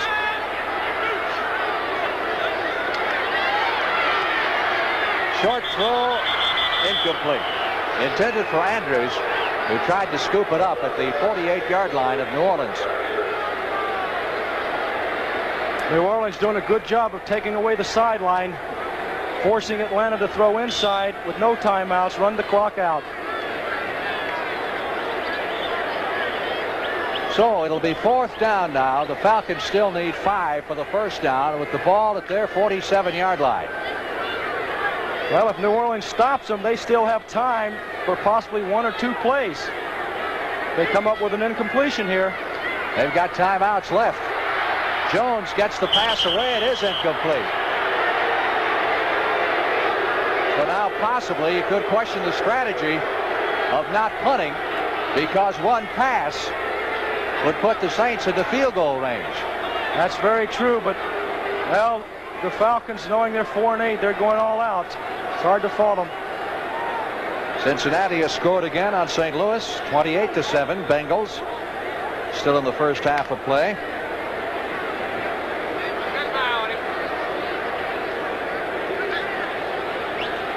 Probably got time for 3 plays, depending on what kind of route the Saints go to. Saints have the timeouts to use. Here's Manning. Gonna run it. Down to the 30. Out of bounds at the 25. 3 seconds to go. Here comes your premium. Well, there is the advantage of having the mobile quarterback. Archie Manning been doing this for a long time, not quite as much as he used to, but here he takes advantage of it. Nobody open, sets him up for the field goal, knowing where he is on the field, gets out of bounds with 3 seconds. This will be kicked from what's perhaps the muddiest part of the field. The officials have marked the ball at the 27. They'll put it down at the 34. That'll make it a 44-yard field goal attempt by Yepremian with 3 seconds left to play in the half. Burns to hold. It's long enough. It is good. Garo Yepremian bangs one home from 44 yards out as the half comes to an end. And the Saints leading the Falcons by a score of 27-6. They came to Atlanta today bent on revenge, and thus far they're doing just that. They've taken advantage of numerous turnovers by the Atlanta Falcons, and in that case a gamble that backfired on Lehman Bennett when he decided not to punt but to go for it on 4th down with 13 seconds left to play from his own 45. The pass was incomplete, and then a Archie Manning scramble and a 44-yard field goal resulted in 3 more points for the New Orleans Saints. Well, you might say that the Saints come marching in and they go marching home if they continue to play the way they are. It's going to be difficult for Atlanta to make up this many points in this weather. Very wet afternoon. Take a look at the little man, the tie maker from Miami, as he bangs home this 44-yarder and his reaction. Up. Yep, looks all right so far. Well, that's the advantage of experience. You noticed how he just stayed there, little 2 fists up in the air. What an asset he's for the Saints. We'll be back in Atlanta in a minute. Spread your wings. Introducing the new 1980 Thunderbird, a Thunderbird of new contemporary size that shows its elegant heritage wherever you look. And with its new size and a new 4.2-liter engine, this Thunderbird has excellent estimated gas mileage and also offers the first automatic overdrive option built in America, a new engineering breakthrough. The new size Thunderbird, a better idea for the 80s. Gentlemen, tonight we're brought together here by 2 deans we all love. Good food and light beer from Miller. I want to take this opportunity myself to tell you. I tell you, I don't get no respect. Gaston, je dis saignant. Ici, elle est pas saignante. What is it? Meatloaf sandwich and a light. Gentlemen, as we all know and appreciate, light has 1/3 less calories than a regular beer, and it's less filling. But the best thing is, it tastes great. Less filling. Gentlemen. Hey, Deacon, pass the roll. Hey, Charlie, that's my beer. No, this is Bagger Brown. This is my broccoli. That's my beer. What's wrong with you guys? Hey, Bubba, you want the peas? Ooh. You gonna eat all that? Just showing off. Gentlemen, in closing, I'd like to think I speak for all of us when I say if it wasn't for light, I wouldn't be where I am today. Hey, you're blue power. Light beer from Miller. Everything you always wanted in a beer, and less. Next Saturday, the CBS Sports Spectacular features highlights of the exciting LA Times 500. Plus, the battle of the NFL cheerleaders with 16 teams representing the NFC and AFC competing in the final event, the Jet Ski Contest. And highlights of the Professional Pool Players Association 9-Ball Championship. You'll say you saw it on CBS Sports.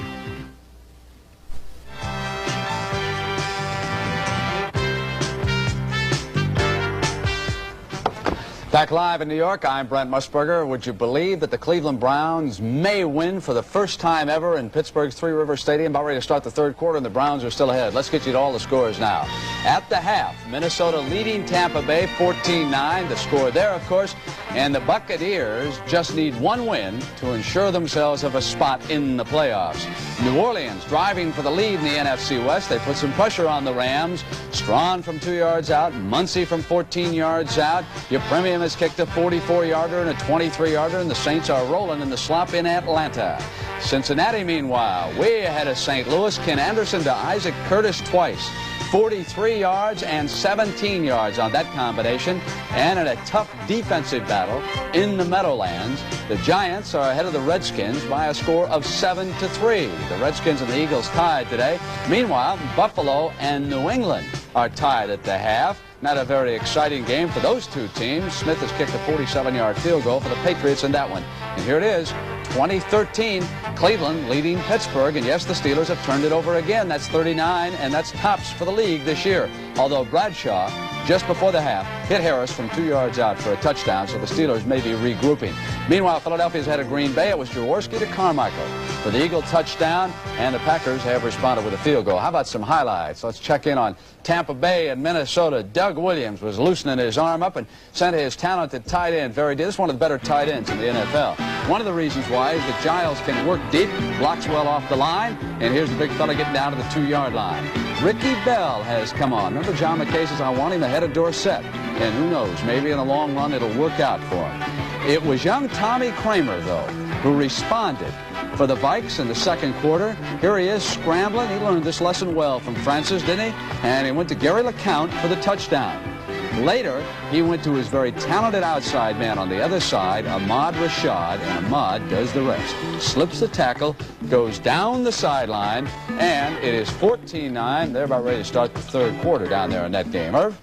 Well, you all know at halftime, 27-6, New Orleans over Atlanta. It's been a slow drizzle all game long. Archie Manning in the first half threw the ball 10 times, completed 4 passes, but one of the biggest plays in the first quarter came right here, where Manning goes to number 89, Wes Chandler, in the first quarter, makes a great catch, setting up a scoring opportunity for his offensive club, and they take advantage of that as Mike Strawn goes in from the 3-yard line, and in the first quarter, the score is New Orleans 7, Atlanta nothing. Chuck Muncie's having a pretty good year. Number 42 is running the ball exceptionally well this season, going off his right end. Turns upfield, a 15-yard scamper. Touchdown, New Orleans 14, Atlanta nothing. Following a fumble recovery, Tony Galbraith goes in from the 2-yard line for the Saints. 21-0 right away. It looked like it might be a rout. But Bill Andrews comes back late in the second quarter himself, dives over. Touchdown, 24-6. Tim Mazzetti missed the field goal. Gerald Rapimi, came in later, kicked a field goal for the Saints. The score now is 21-6 at the half. Irv, as you well know, Tom Banks is one of the better centers in the National Football League. You seldom see Banks do what you're about to see him do right now on this snap. Up over Little's head, tracked it down, slippery going. He couldn't get any footing to still get that punt off. Bengals were all over him, and down he went. Pete Johnson's having a fine year for the Bengals. Barged in for their first touchdown. And then it was the combination. These guys couldn't do anything earlier. Curtis was hurt, so was Anderson. Look at him now. 43 yards to Isaac, who can still turn it loose. Anderson pitching to Archie, who makes a magnificent cut on this slippery going, then got back down to the outside and got to the Cardinals' 13-yard line. There's been a lot of entertaining offense, particularly on the Bengals side. Johnson for his second score. Jim Hart given that good time. When this Cardinal offensive line puts its mind to it, they can still protect that quarterback. Pat Tilley, touchdown for the Cards. Oh, watch here. Carroll, trying to cut and get upfield on that punt, is going to turn it over to the Bengals. And it was Anderson to Curtis. This one from 19 yards out, the second time that they have hooked up for a touchdown. You got a tough defensive battle going on in the Meadowlands. The Giants and the Redskins. Phil Simms, of course, the Giant rookie quarterback, was able to lead the Giants to their first touchdown. This pass set it up. It was Gray working the sideline. Simms hit him right now, and Gray made a fine catch, and Coder slammed on in for the touchdown in that game. Irv, you got anything yet on the Philadelphia Eagles? Do we have any highlight on that? Sure, we got a couple of plays. Tim Mazzetti missed an extra point, not a field goal. 27-6 game in Atlanta. Of course, the Philadelphia Eagles, when they get in trouble, go to the big guy right away. I'm talking about Harold Carmichael. Ron Jaworski, number 17, looks for number 7, looks for number 17, who makes a good catch down to the 10-yard line. The Eagles, by the way, lead this game in the second quarter by a score of 7-3. Jaworski cashes in a hurry on that long pass completion opportunity, goes to Wilbert Montgomery, touchdown. In the second quarter, the Eagles lead the Green Bay Packers 7-3, and they've never won in Wisconsin before. All right. The NFL Today will continue on CBS after these messages from your local stations.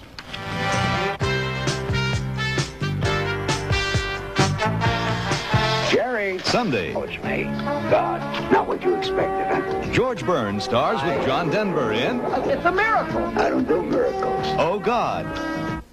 This is CBS.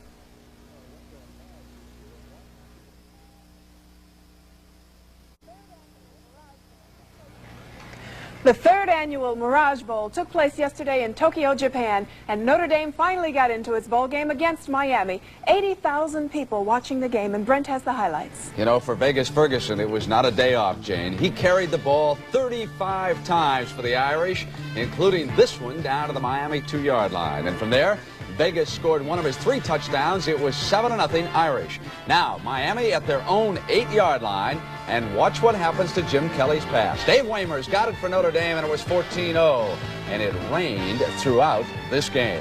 Miami now at the Irish 11, and they finally get something going as Hobbs is out of bounds at the 2. Gary Bruckner then slammed across, and it was 14-7, and there was a contest before 18,000. Late in the third quarter, though, this punt by Greg LaBelle turned the game completely around. Dave Durson found an alley down the right sideline and got back to the Hurricane 16-yard line. 2 plays later, it was Vegas Ferguson again on the day, 35 carries, 177 yards, and a 40-15 victory by the Irish. Shake down the Thunder right in Tokyo. Now, meanwhile, while Notre Dame was in Tokyo, Too Tall Jones was busy. Not nearly as many people on hand, though, to watch this unbeaten heavyweight boxer. Too Tall 2-0 going into this battle. We pick it up in the first round. And, folks, that's all it lasted. 41 seconds, and Too Tall Jones had stuffed another one. He's now 3-0 and desperately looking for somebody to fight back. And while Too Tall was in Washington, Larry Bird and the Boston Celtics, the hottest team of the NBA right now, were down in Atlanta, where the Hawks are always tough. Bird, of course, is dueling one Magic Johnson for Rookie of the Year in the NBA. Watch Dan Roundfield block Dave Cowan's shot in this sequence, and John Drew will get back for the Hawk hoop. Drew had 24. Cowens, though, retaliated with 28 for the Celtics. And with Larry Bird tossing in 2 more from the corner, the Celtics win again, 106-101. Now let's send you back to the stadium and the game you're watching.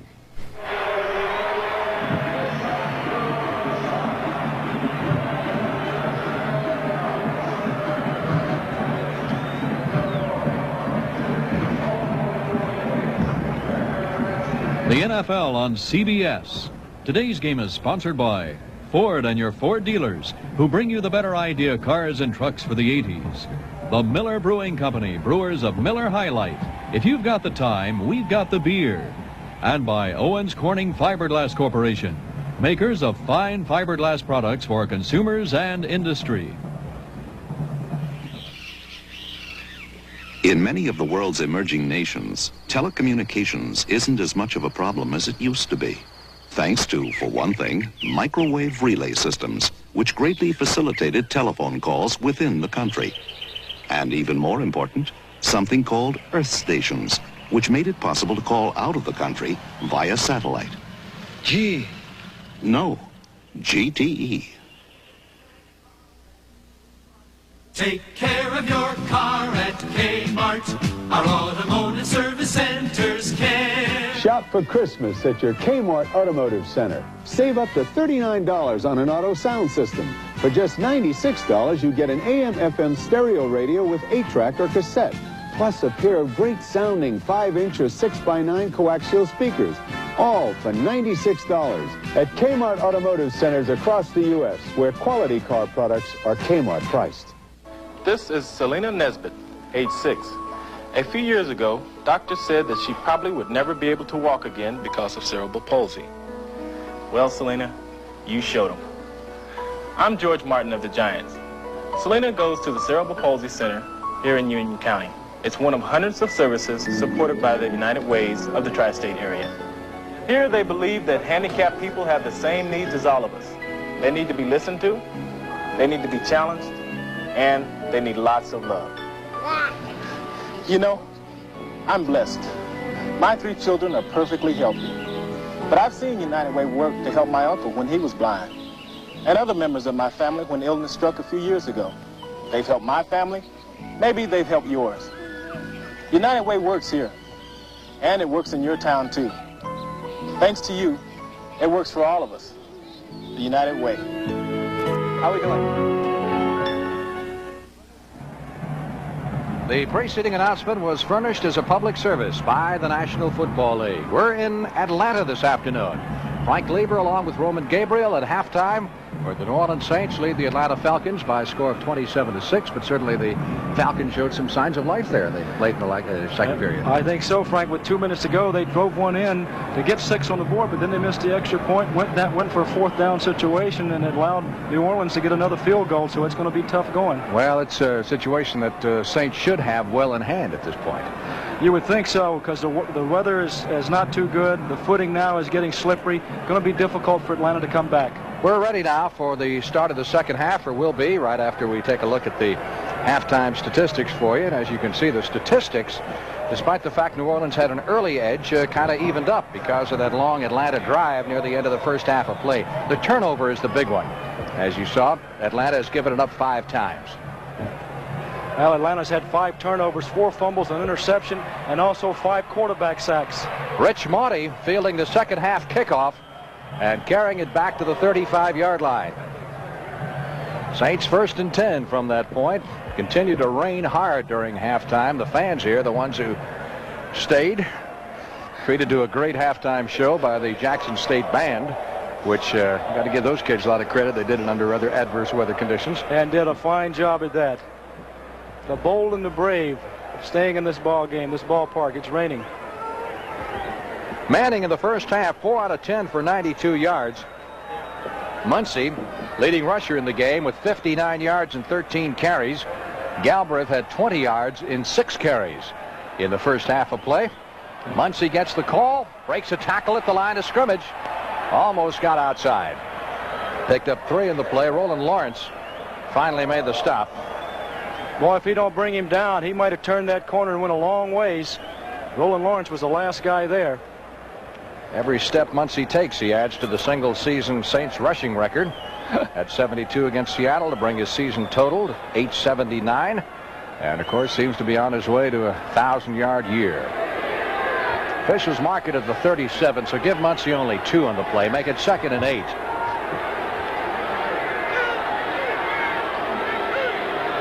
Archie Manning, who's put it up sparingly because of the wet weather, gets it away to Galbraith. He breaks a tackle, drives for the first down, and will be close at the 45-yard line. Ray Easterling and Roland Lawrence over there on coverage for the Atlanta Falcons. Well, that was a smart play on Manning's part. Looking downfield for Chandler, covered well, goes out to the secondary receiver. Almost gets the first down, but does put his team in position for a first down. Saints lead the NFL in average yards gained per pass play, 7.2. It's an outstanding statistic. 3rd down, less than a yard needed for the first. Johnny Davis with a 16-yard run for Tampa Bay. That Minnesota-Tampa Bay game with 1 point separating those two clubs. Galbraith picks up the first and drives out to the 48-yard line. Now you're the Saints down. You got this big lead at the start of the second half. I imagine Dick Nolan said, let's just hang on to the ball, control it, take your time, run the time off the clock, wouldn't you say? That's right, and I think they'll still put the ball up, but they'll put it up with precision. Rather than going downfield, they'll probably try to hit the backs, the tight end, and control the ball rather than trying to take chances because they don't have to. There's Nolan right there. He's pretty happy. 9 and 10 in his coaching career against the Atlanta Falcons. Part of that, of course, when he was with San Francisco, he's 4 and 5 in Atlanta.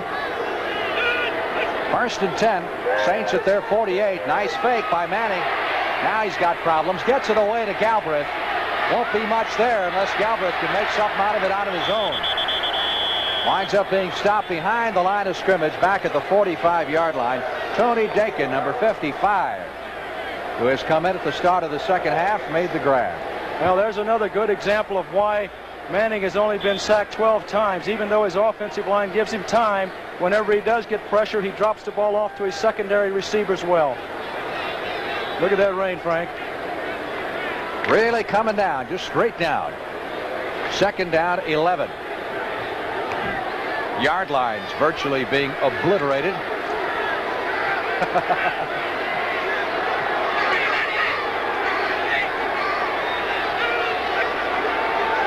Second and 12. Manning throwing that wet ball.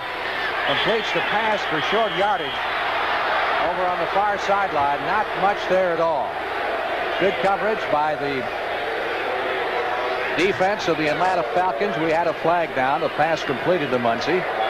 And we got a face mask being called against Pennywell, I believe. He almost made Muncie 3 inches shorter. Tried to rip his head off.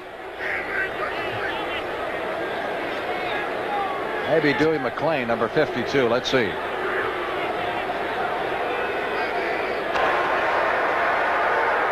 Face mask penalty. Number 52 defense. First down. Well, the key to this second half of play for the Falcons, they have to stop New Orleans without a score on this first drive. Saints right now are in the muddiest part of the field. The ball is at the 47-yard line of the Atlanta Falcons. Galbraith to the 45, maybe the 44. Wilson Famuina, number 74, makes the stop for Atlanta.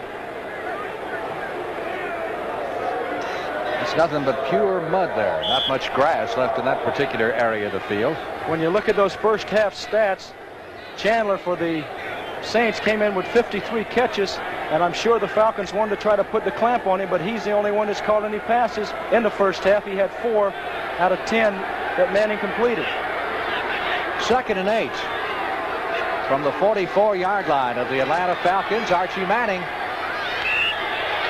Pass is ruled incomplete at the 35.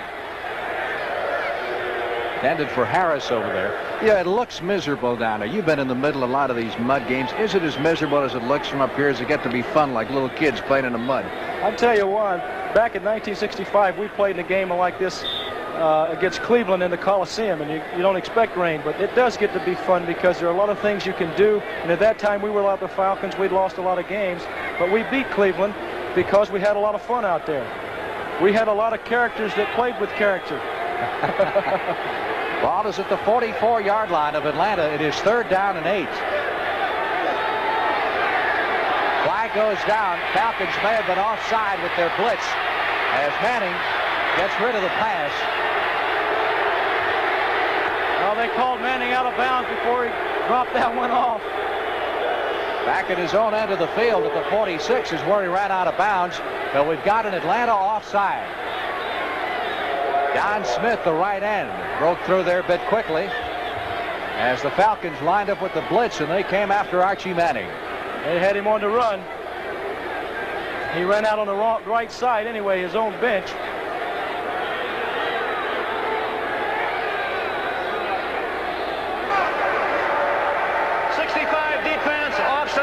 Still third down. Don Smith, the number 1 draft choice, rookie right end defensively for the New Orleans Saints, or rather for the Atlanta Falcons. As you look at the Falcons defensive huddle, now they got Pennywell back in the game. They're going to play for the run now, 3rd and 3. Ball is at the 40-yard line, as close as we can tell, of the Atlanta Falcons. On 3rd and 4, they lay it out there for Chandler. And he goes down with Rick Bias in a great big puddle at about the 20. Well, there's an example of the rain. If he has that ball out in front of Chandler, Chandler had a couple of steps on Bias, but the ball sailed on Manning. Ball's awful wet out there. Punting situation for Partridge of the New Orleans Saints. Kicked it 3 times in the first half for an average of 34.7. Billy Rickman standing on the 10-yard line, anticipating the kick for Atlanta. He fumbles it, passes it, complete down to the 10. This could go for 6 points. Touchdown. Williams, the tight end. Oh, there's a flag on the 30-yard line. Brooks Williams, second-year tight end from North Carolina, but they'll bring it back.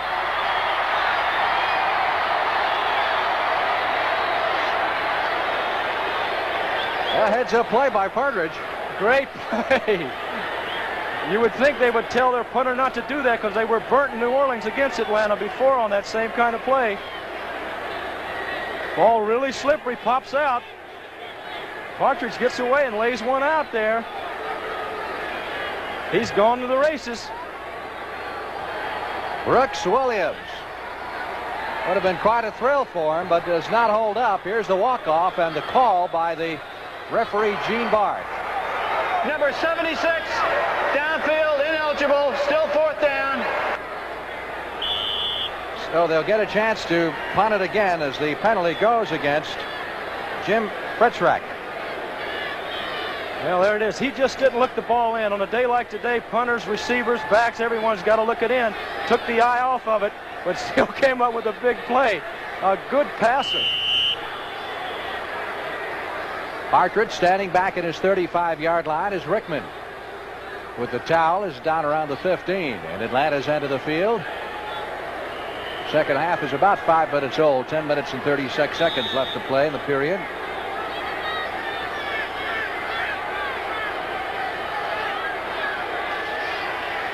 Good snap and good kick by Partridge, considering.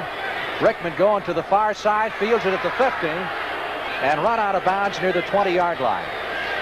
And Rickman's quite a receiver himself. He had to go a long ways to field that ball, and by fielding that ball, he gave him better field position, because if you don't get to it, the ball rolls through the end zone, near the end zone. Oh, Grandpa, he's so cute. Yeah, he's more than just a soft, cuddly dog. See, he's got a radio in his tummy. Radio. Saturday, the CBS Sports Spectacular features highlights of the exciting LA Times 500, plus the final event in the Battle of the NFL Cheerleaders. You'll say you saw it on CBS Sports. 1st and 10 for the Falcons, their first offensive possession of the second half of play. June Jones, who in the first half, 10 out of 20 for 96 yards, lets it fly and completes it. Near sideline throw to Wallace Francis. At the 30-yard line, Clarence Chapman shoves him out of bounds. Well, that's Francis, that's his 3rd catch of the afternoon. He has set a new club record for catches in a single season. That's a good call by Atlanta.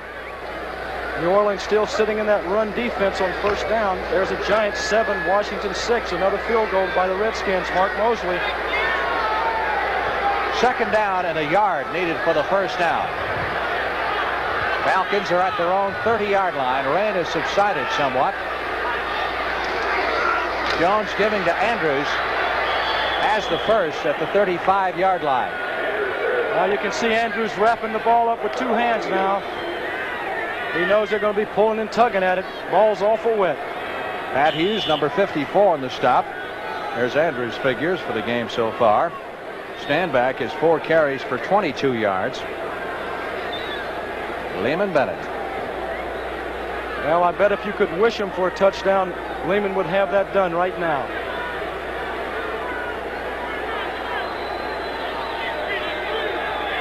First and 10. Falcons at their 34-yard line.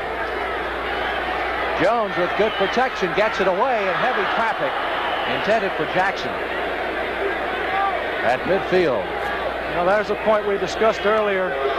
Whenever that ball gets wet and it's raining, it's difficult for the receiver to catch it in his hands. So you've got to cradle it down below in his stomach. Ball was a little high.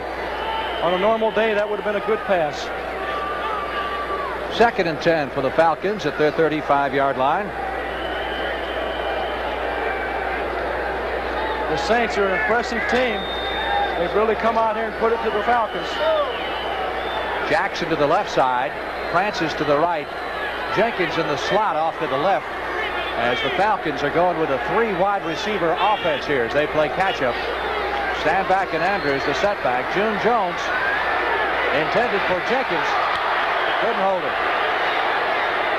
David Gray, number 21 of the Saints secondary, out of the way. Well, there's Jenkins coming in on the corner pattern, but watch out, he has to slow down right there because of the field. And it allows the defensive corner to come up and make the play on him. So it is 3rd and 10 for the Falcons at their 35. Either it's brightening up here, the lights are beginning to make more of an effect. I can't tell. I think it's the lights. Yeah. Big play down for Atlanta.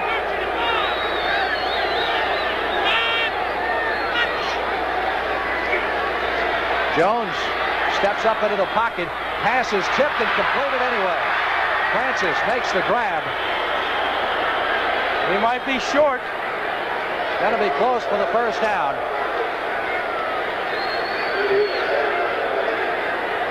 Near midfield. And we got a little 10-yard curl pattern. Jones lets it go. It's deflected there. Francis makes a fine effort here. He either gets the first down or almost picks it up. Francis was shaken up on the play and is being helped off the field as they bring in the change to measure. Ball is at the 45-yard line of the Falcons.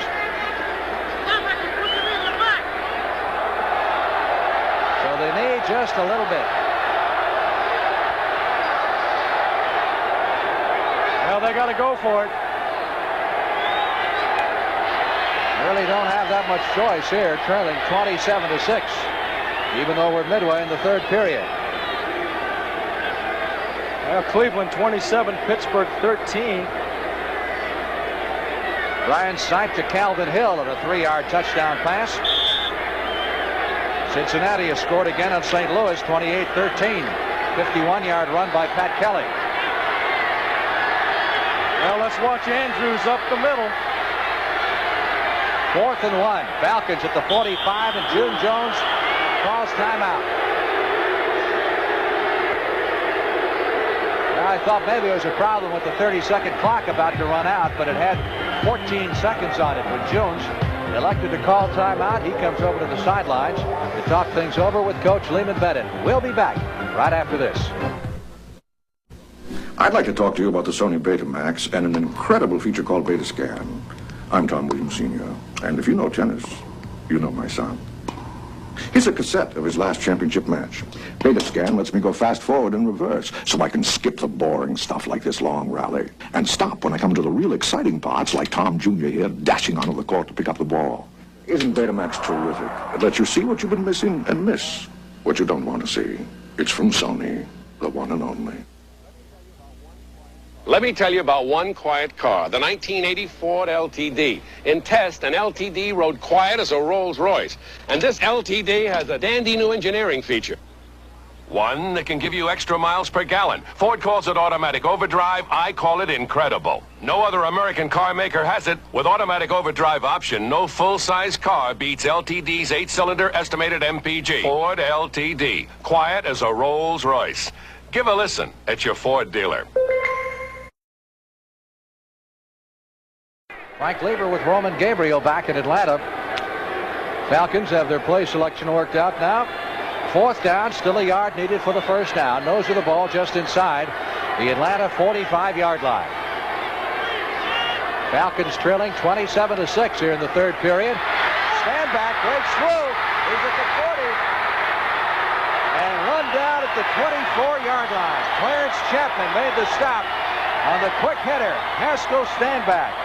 The forgotten man of the Falcons offense with a big gainer. Well, just a straight ahead blast blocking up front. The left side of Atlanta's line moves them out. Stand back up and over. Gets into that secondary, and Chapman is the only one there to make the stop. So the Falcons continue this drive, and now they're deep into New Orleans territory with a first down at the 23.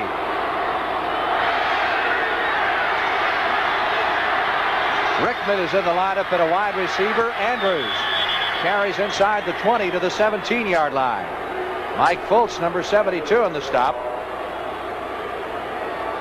Saints' weakness in the past has been their inability to stop the run. They allow 4.77 yards on the ground per play, and that is 27th in the NFL. And that's what Atlanta's trying to do to them right now. Quick hitters, tackle to tackle. Second down, a little less than 5 needed for the first down. Clock moving along with 7.5 minutes left to play in the third period. We have not had a score in the second half. June Jones drops back to throw. Protection good. He hits Andrews. And Andrews can't hold it at the 10-yard line, doing a little juggling act with Pat Hughes, number 54, hanging on for dear life, the Saints linebacker. Well, there was nothing wrong with this throw. Just difficult to hold on to, and Hughes, the linebacker for the Saints, does an outstanding job. Watch him strip the ball right there. Pulls that right arm away. Fine job by Pat Hughes. Word from the Saints bench is that Chuck Muncie has suffered a groin pull and may or may not be back the rest of the afternoon. Third down. Still 5 needed for the first down. Falcons at the 18-yard line of New Orleans. 3 wide receivers, Rickman, Francis, and Jenkins. Jones goes to the short man, Andrews. He was well covered at the 16-yard line by Joe Fettersfield, the middle linebacker of the Saints. Not a very good throw there by Jones. They got to go for it, though. We said earlier the Saints really cannot afford a divisional loss because they have the Rams the last game of the regular season. But if it gets down to that and the Saints are 1 game behind, they could beat the Rams, tie them, and still lose out because they're trailing in most of the tiebreakers. I wonder what Dick Nolan's thinking right now. 4th and 5 from the Saints' 18-yard line. June Jones, flag down, wide open deep in the end zone was Jenkins, but he couldn't hold it. Pass was a little bit too long, and no way he could have captured that pass and stayed in bounds, but we had a flag down, and it's going to be against Atlanta back at the line of scrimmage. Undoubtedly, the Saints will decline it and take it over. Holding penalty against Atlanta declined. Warren Bryant, the right tackle, guilty of the infraction, so the ball goes over to the New Orleans Saints. Those officials must have changed flags at halftime. They've been on that ground so often. We've seen a lot of penalties so far. An official timeout here with 7 minutes, 11 seconds left to play in the third period. And the Saints leading the Falcons by a score of 27-6. Here's to good friends.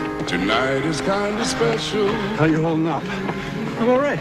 You want to go for 10 miles? If we make it, I'll buy you a beer. If we make it, I'll buy you a Lowenbrow.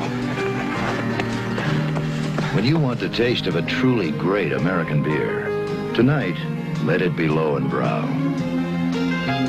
Tonight, let it be Lowenbrow.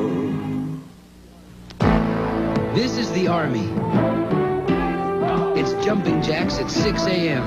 and being on the job by 8. Taximan 433 departure 1. It's learning how to use the time you've got and how to enjoy the time off you've earned.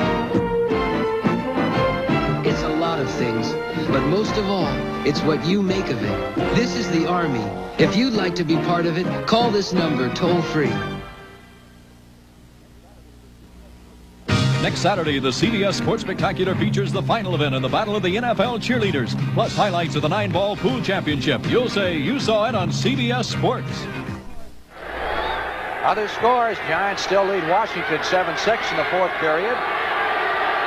Tampa Bay now leads, or rather Minnesota leads Tampa Bay 23-16. They're still in the third period down at Tampa. Archie Manning throwing on first down, goes over the middle, incomplete. Pass at the 30-yard line intended for Chandler, number 89. Well, they set that up nice. They faked a quick screen to the left side and come back to Chandler. That pulls the underneath backer on the left side towards the play action. Had him there, but he just didn't get the ball to him. Saints offensive line does a great job. Saints have been sacked but 12 times this season. That is second best in the league, behind Tampa Bay. They've been sacked only 6 times down there, Doug Williams. 2nd and 10 from the 18-yard line, and again, Manning to throw it. Blitz by Atlanta, pass takes off on Manning. Intended for Chandler. Talking about the great offensive line, work of the New Orleans Saints, their center John Hill is a guy they're touting for All-Pro. He sure is. 8 years in the league. He uses his hands well, has quick feet. He picks up 2 different people here, but you have to have a solid man in the middle of that line to make it go, and he's doing the job for him. It'll be 3rd and 10 for the Saints at their 18-yard line. Manning sending Ike Harris to the left side. Chandler is wide to the right.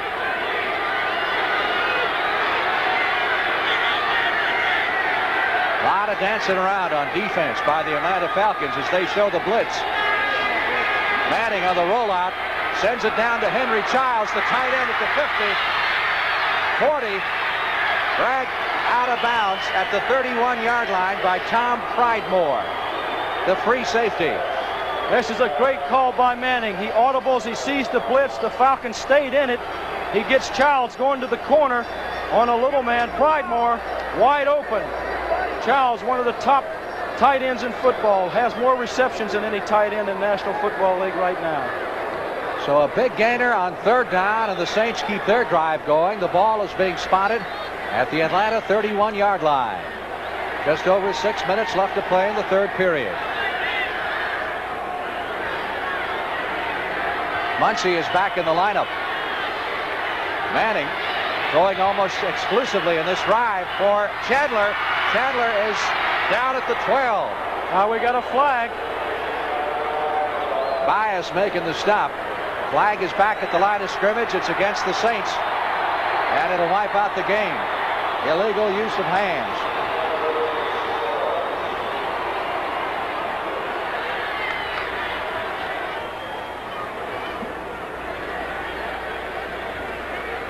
So that'll move it back 10 yards to the 41-yard line. Illegal use of the hands, offense, number 65, 1st down. Well, that's Robert Woods, the right tackle for the Saints. The Saints complained of that last week against Seattle. They were called for a number of holding penalties, and now they get another one in a crucial situation. Steelers coming back on the Browns. Franco Harris on a 1-yard run. That's early in the 4th period at Pittsburgh. 1st and 20. Saints at the Falcon 41. They go at the draw play to Galbraith, and he is thrown for a loss at the 45. Jeff Yates, number 79. Willie Dakin, 55, slowed him up. The Falcons had a blitz coming. The Saints trying to set up a draw here. It's even difficult to see Galbraith's number, but there's Dakin, and then he allows Yates to make the stop right there. It'll be 2nd down, 24. Archie Manning from Drew, Mississippi. When he played high school football, his senior year, there were 18 players on the team. Jeez. They won 5 games, the most victories in the history of the school. Not much help. You never know where the great athletes are going to come from. Long count play. Looks like Manning trying to audible. And it took a little bit too long. Delay of game. Now the Falcons up there showing blitz. Manning trying to figure out whether they were coming or not. Took too much time. So that'll move it back to midfield. That happens sometimes. You outsmart yourself trying to figure out. The 30-second count, 5 yards, still 2nd down. Trying to figure out whether they're going to blitz or not, or whether you should audible, and then you catch yourself too late before the time's run out. Cincinnati still well in command over St. Louis. Archie Manning has a career record of 3-10 against the Falcons, including 4 straight losses. He's trying to change that around. Again, a lot of stunning by Atlanta on defense. Manning over the middle for Harris at the 33-yard line. Roland Lawrence made the stop. Boy, I'll tell you what, that's a great throw. Don Smith, 65, the right end of the Falcons, took Manning's feet right out from under him as he threw that ball. There's the value of a strong arm. Right there, Smith puts it on Manning, but he gets it down there for the completion. What were they, 2nd and a mile? Now they're 3rd and a half a mile. That's about it. 3rd down, let's call it 12 for the 1st down, with the ball at the 32-yard line of the Atlanta Falcons. We have not had a score in the second half. It's 27-6 Saints. 4 minutes, 15 seconds left in the third period. Galbraith behind a block by Strong. We get a flag. We got a holding penalty or clip. I'll bring it back. It's against the Saints.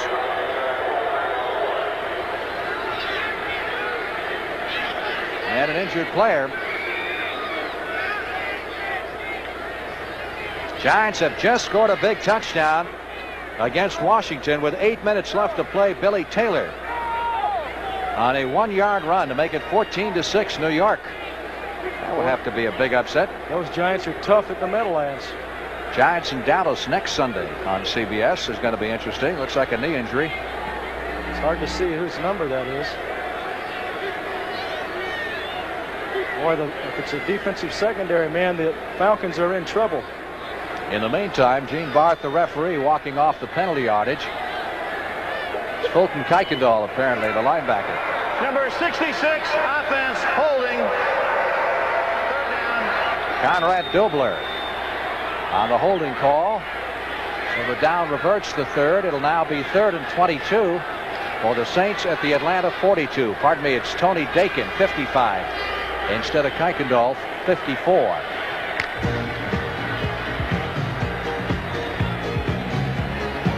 .409 left to play in the third period. Saints with a comfortable 27-6 lead.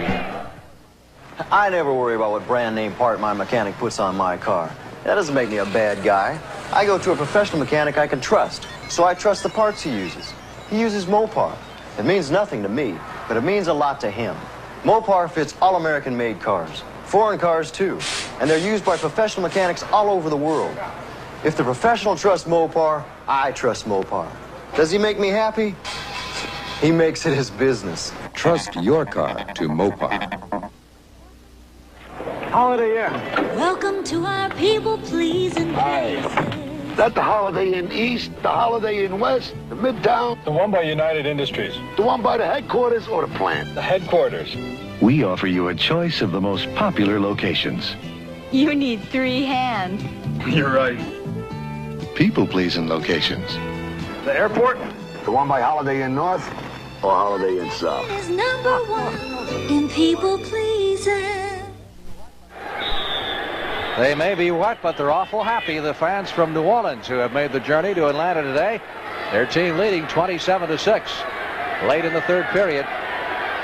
There's Tony Dakin on the sideline. They lost Fulton Kuykendall earlier. Now they lose Dakin. Here's Manning on 3rd and 22 looking for Harris, who can't reach it at the 17-yard line. Bias back defending.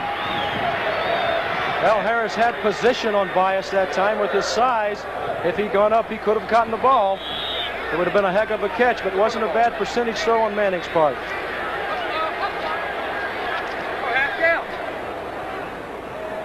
Rickman is the deep man for the Atlanta Falcons. He's counting to make sure. Now he's waving to the bench. He thinks the Falcons are 1 man short at the line of scrimmage. Looking over at the bench, yelling, "You've only got 8 guys up there and me." Tough enough as it is. Oh! He went for the catch. We get a penalty marker. Well, that's one of those questionable hits. Did he hit him before the ball got there? That might have been the one guy that got downfield that the Falcons didn't have on the field to pick him up. The penalty is against the Saints. Interference with the punt receiver. It's a close call. He did not signal for the fair catch. I tell you what, Malty was only interested in one thing.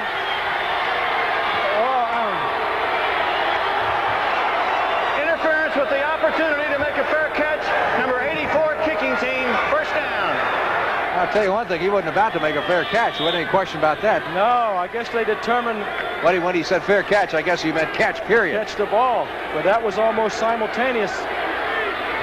Penalty moves the ball out to the 25-yard line. 1st and 10 for the Falcons at that point. Again, another flag. Jones hitting Francis at the 35-yard line. Boy, this penalty thing's getting ridiculous. Oh, it's slowing everything down. Really takes the momentum away from the ball clubs. There's too many of them. Motion penalty against the Atlanta Falcons. Francis came up with a great grab there, caught the ball in his hands. We haven't seen too many receivers in the second half able to hang on. Well, they sold all the tickets today, better than 60,000. Number 70 offense. He was late setting in the man-wing motion. Still first down.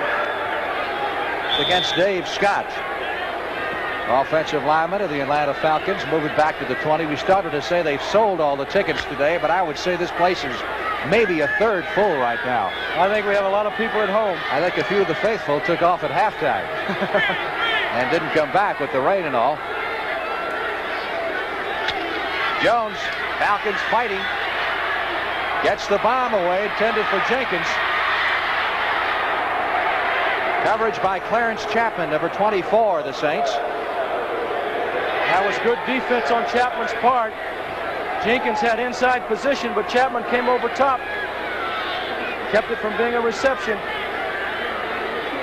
Well, Jones does have time. And here, the field's getting so muddy, he's not able to get back deep enough. Gets the ball up. Good throw. Just great defense by Chapman. That'll set up second down, 15. Ball at the 20-yard line of the Atlanta Falcons. They trail 27-6. Good protection for Jones. Got all day to throw it.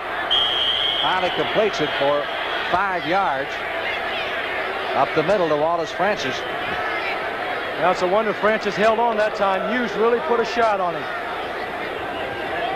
Those are the kind you go back in the huddle with a backache. It'll be third down. Well, she got the 5 back they lost in the motion penalty a moment ago. Maybe one more. It'll be 3rd and 9. With the ball at the 25-yard line.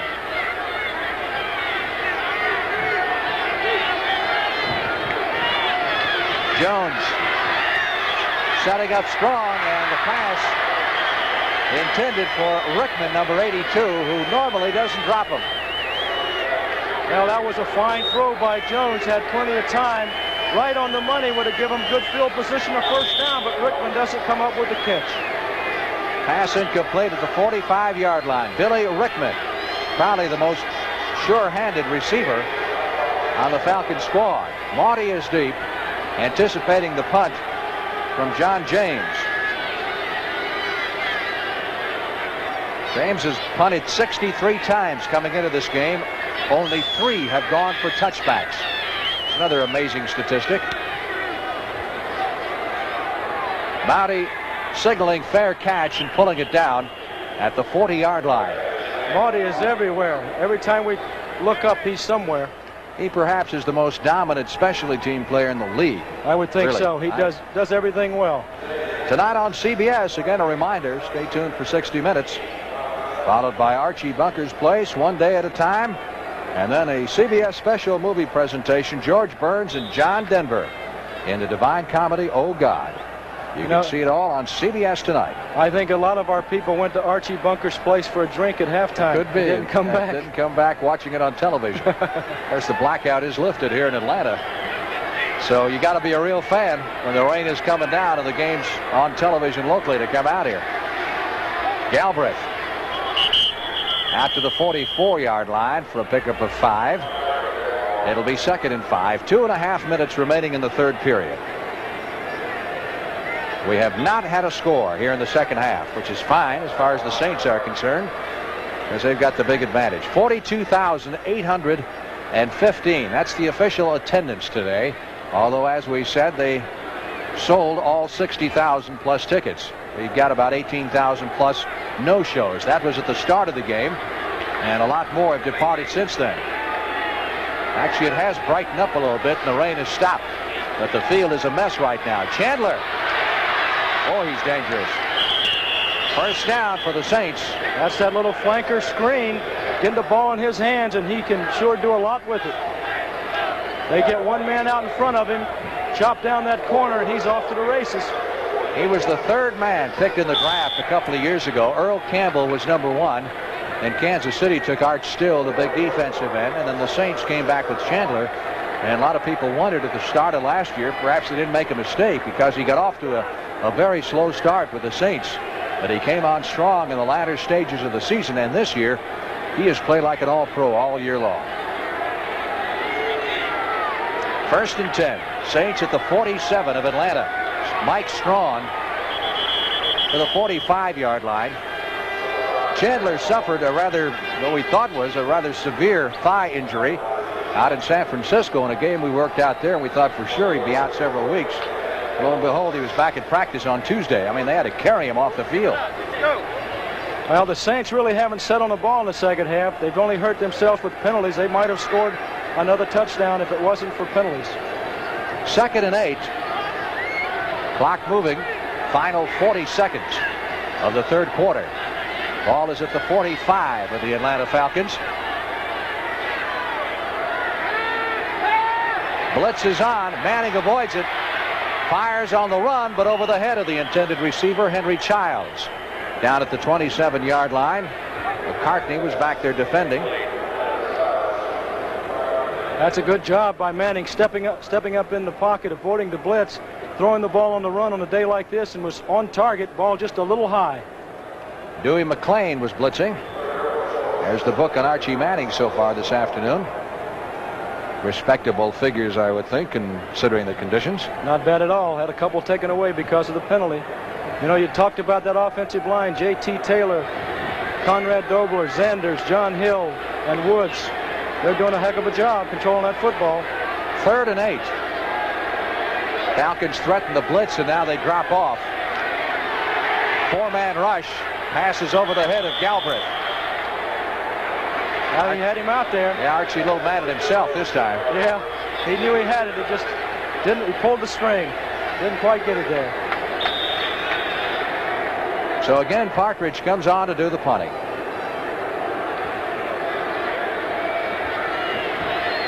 Well, Atlanta's still in the ball game. Got another quarter to play with 23 seconds left in the third quarter. Going to take one of the great comebacks of all time if they're still in the ball game. Haven't been able to get any offense going. Rickman signals for the fair catch and pulls it down at the 11. He made sure Marty saw that one, didn't he?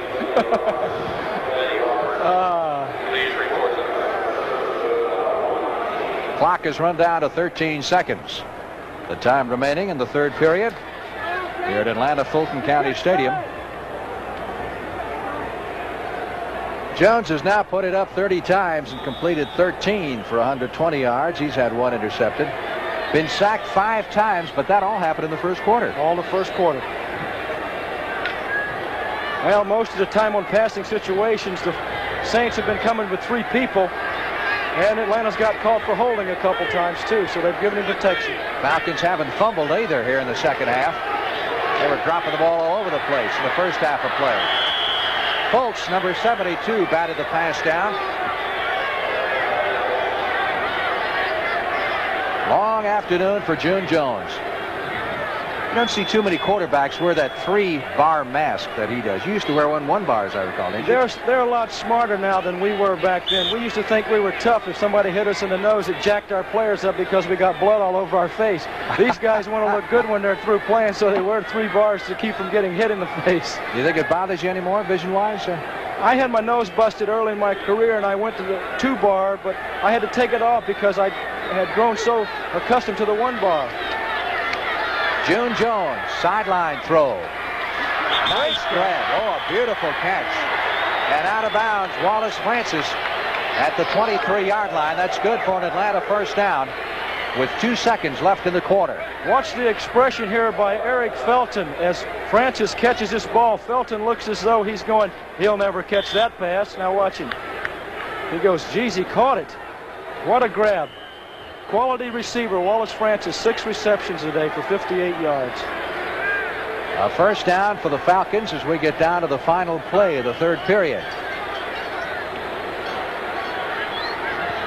Neither team has been able to get anything going offensively here in the second half. Jones with good protection, going to Jenkins. First down at the 42-yard line as the quarter comes to an end. David Gray shoves him out of bounds. But the Falcons have a mini drive going and perhaps a bit of momentum. Well, every time we've looked up, they've started from the shadow of their end zone. That's the end of the third quarter with the score. The Saints 27, the Falcons 6. We now pause for a word from your local station. Wednesday, in a special appearance, Brett Maverick introduces his cousin, a ramblin', gamblin' ladies' man, Young Maverick, premiering Wednesday at 8, 7 Central. Mavericks always stick together.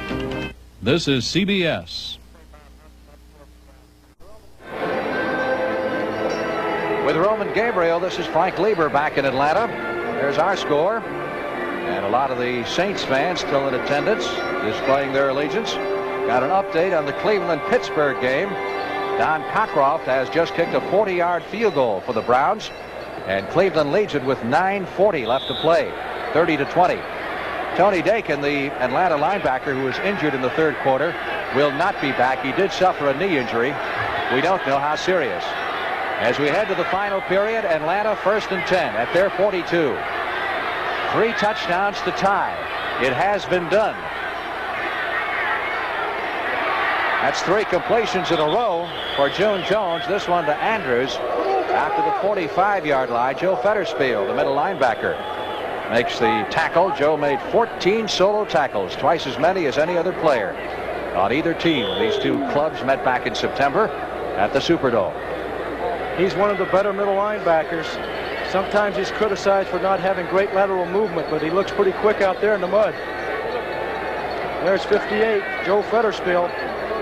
Not a high draft choice, but quite a player. He's been a starter ever since his first year.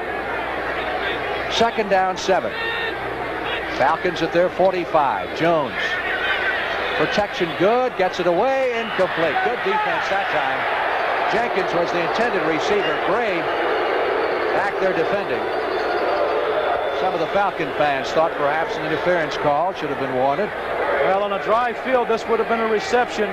Jenkins would have been able to keep his feet and come back. As you can see here, loses his footing just a little bit and wasn't able to come back, but Gray makes a good play for New Orleans. It'll be 3rd down 7. Talk about out of the frying pan. These Atlanta Falcons next week travel to San Diego to take on the Chargers, one of the hottest teams in pro football.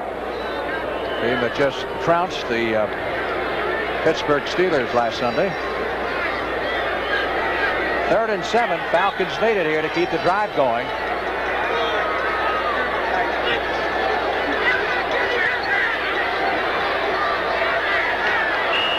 Incomplete, looking for Standback. Fettersfield back covering. Well, he had Standback on a little stop pattern, but Jones lost the handle. John James in to do the punting. Well, this lateral movement looks pretty good here. Fettersfield playing the eyes of the quarterback. Ball wasn't thrown very well at all, and Standback has no chance, but Fettersfield playing it well. Marty is deep, standing on about the 15. 4th and 7.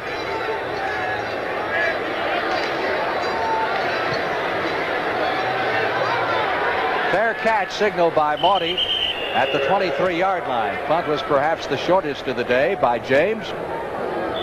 And the Saints will take over, leading by a score of 27-6. And the rain is stopped, at least for the time being, here at Atlanta Fulton County Stadium. We'll be back in just 1 minute. Okay, men. When we see the ambassador's Mercedes, we roll. The surprisingly affordable Granada, sometimes mistaken for a Mercedes. There he is. Roll. Albert, are you speeding? No, dear. People in Washington sure are friendly. I think they like our new Granada. Are you sure this is the way to the Applebaum's new house? I hope so. Oh, look, Albert. They bought a Colonial. The 1980 Ford Granada, a modern American classic. Now you can shop for phone styles the way you shop for other styles, which makes sense, really, when you consider how many different styles and colors of phones there are today, and how the phone has become a decorating accessory. You just go to any one of our Phone Mart stores, pick out the phones you want, then simply take them home and plug them in.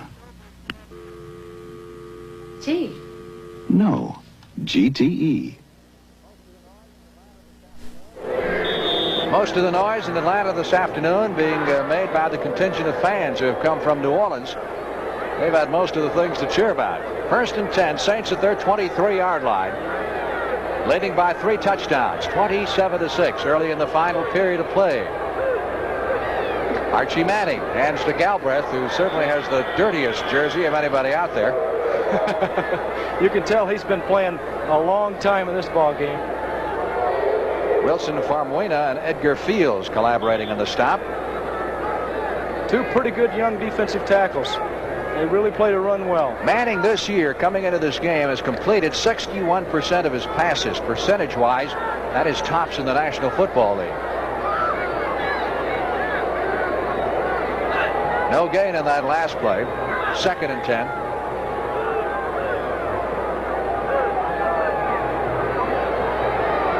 Archie back to throw it.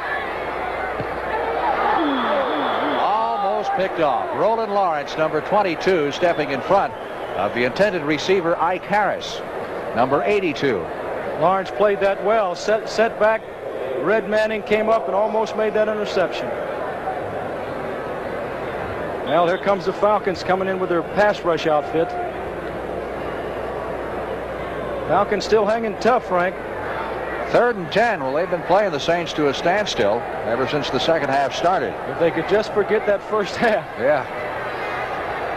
Look out for the blitz. Well, they show it and then they drop off.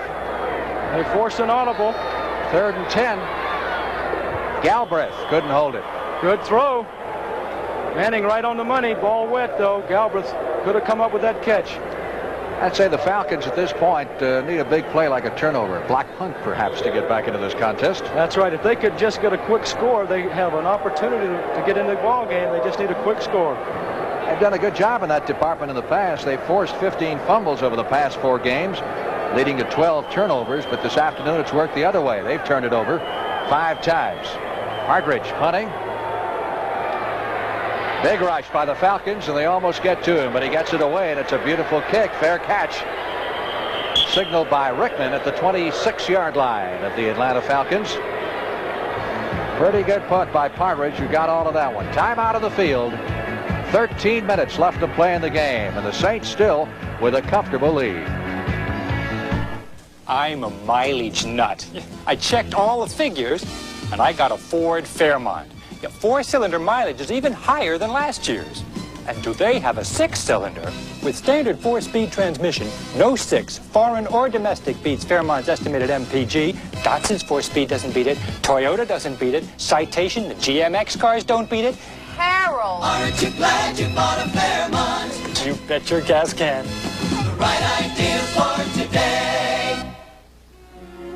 Because the wine remembers, we use only rare European oak to gentle and mature our Chardonnay wine.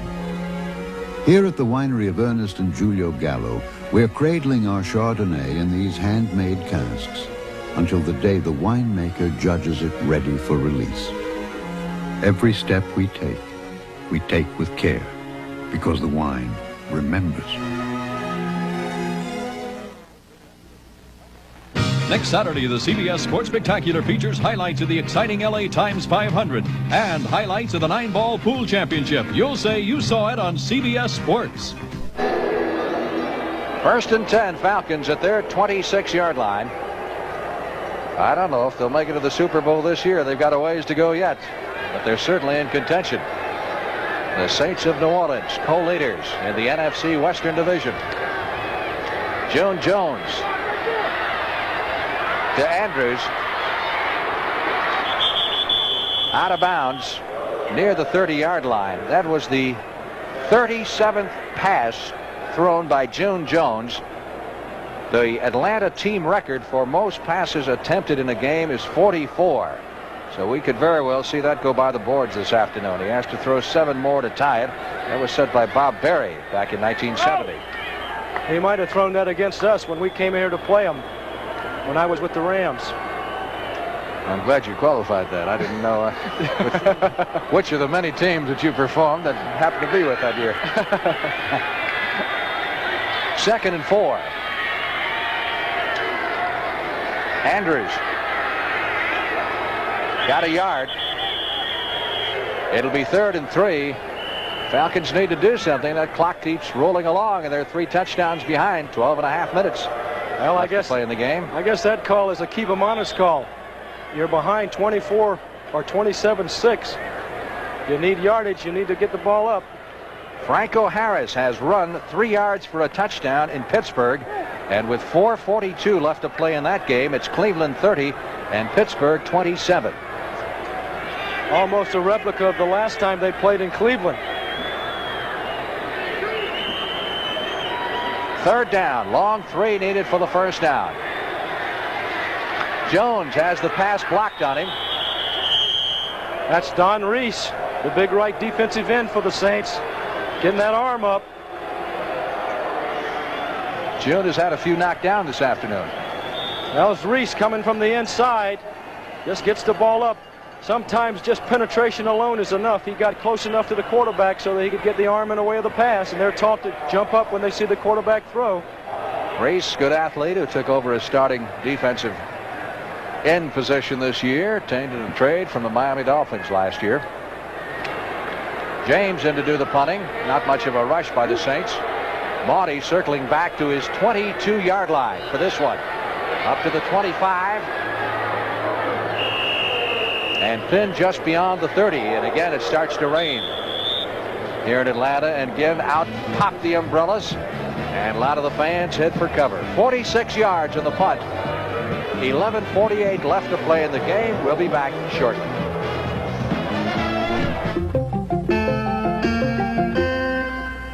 What do computers do for you? Look, your driver's license. In most states, computers help renew it automatically. 24-hour banking, health insurance. Computers mean better service in many areas. Game or show tickets, now you can get them with the help of computers. Fact is, many conveniences today come to you with the help of computers. The reason? Technological innovations have been steadily reducing the cost of using computers. This IBM 4331 computer, for example, uses 70% less energy than previous IBM computers of similar capacity and sells for less than half the price. Inflation may be driving other prices up, but at IBM, innovation is driving them down, so more people can use IBM computers to do more for you.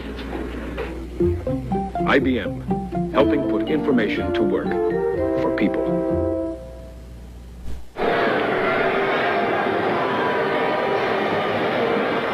Welcome back to Disneyland. He must have stolen that from the chicken. I think so. John James, the Atlanta punter, keeping that right foot warm with what's normally used as a glove here, a mitten. Here's Archie Manning, flushed out of the pocket, gets the pass away, completes it to Childs at the 40. Henry Childs to the 50 into Atlanta territory and tackled at the 40-yard line of the Falcons by Rick Bias, number 38. The big tight end just coming down to the sideline. Manning escapes to rush here. Has good mobility right there. Escapes to rush. McCartney coming up trying to get him. Gets it outside and over the linebacker. Fine play. Here's the value of a quick, strong tight end breaking the tackle of Easterling. It's our first final score of the day. The Giants have upset the Redskins 14-6. So that means that if Philadelphia can beat Green Bay today, the Eagles will be alone at the top in the NFC Eastern Division. Hit screen to Chandler. No place to go for the speedy receiver. And he goes down at the 37-yard line of the Saints. Well, Manning now has thrown 90 passes without an interception. Coming into the ball game, Jim Zorn had 109, was the only quarterback in front of him.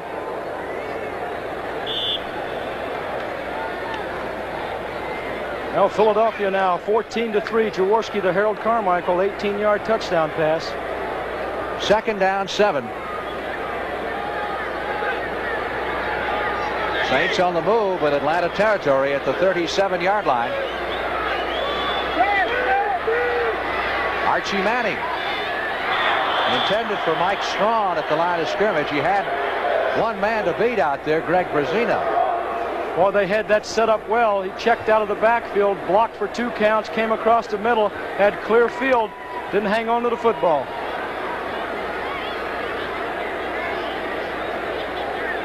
Chandler now has caught 6 passes for a total of 103 yards. So he goes over the 100-yard mark against Atlanta for the second time this year. Last time he went over 200.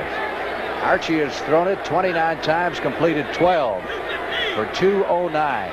3rd and 7 from the 37 of the Falcons. Here comes a blitz. Manning on the roll. He's got Childs down at the 10-yard line, and Henry Childs scores.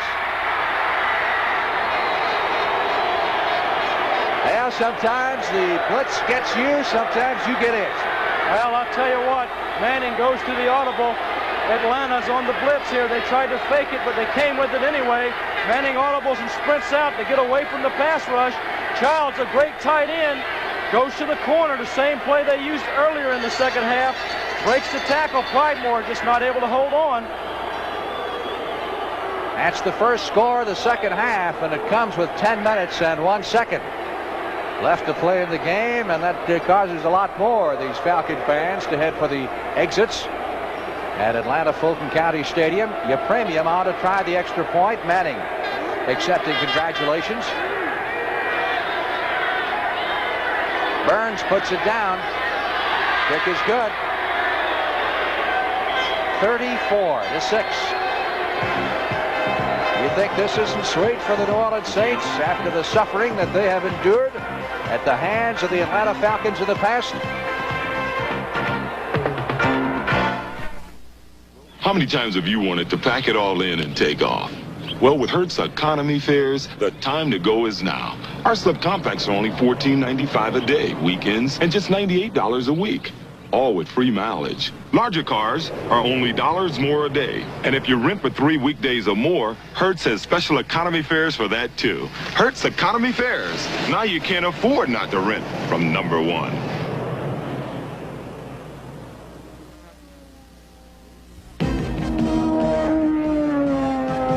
Now kids everywhere can enjoy the thrill of auto racing with these new radio-controlled cars from Radio Shack. On the track, obstacle course, or off the road, you control all the action with a radio transmitter. Detailed replicas of actual vehicles. There's even a tank. 10 different models priced from $11.95 to $49.95. Excitement for kids and grown-ups too. The gift-priced radio-controlled toys only at Radio Shack, your Christmas electronics store. On the Tuesday night movie, narcotics officers tragically invade the wrong house. An innocent man is the victim of a massive police cover-up on High Midnight, Tuesday.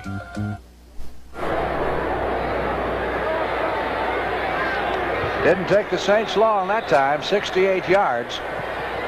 4 plays, all it took. Strong from the 8 out to the 20. Hit at the 25, lost the ball, fumbled it at the 28-yard line. The Saints have recovered. Saints recover the fumble. Let's show you first of all the touchdown, then we'll show you the fumble. Manning reading the blitz well, sprints to his left on an audible. Childs goes post corner, beats Pridemore. Big, strong tight end gets into the end zone. First score. Now the kickoff, return, and the fumble by Strong. Boy, what a hit. Ball jarred loose. Big hit by Jack Holmes, number 45. And Rich Monty, number 84, is there to cover it. That is the 6th time that the Falcons have handed the ball over to the Saints. First time in the second half. They have it at the 29-yard line.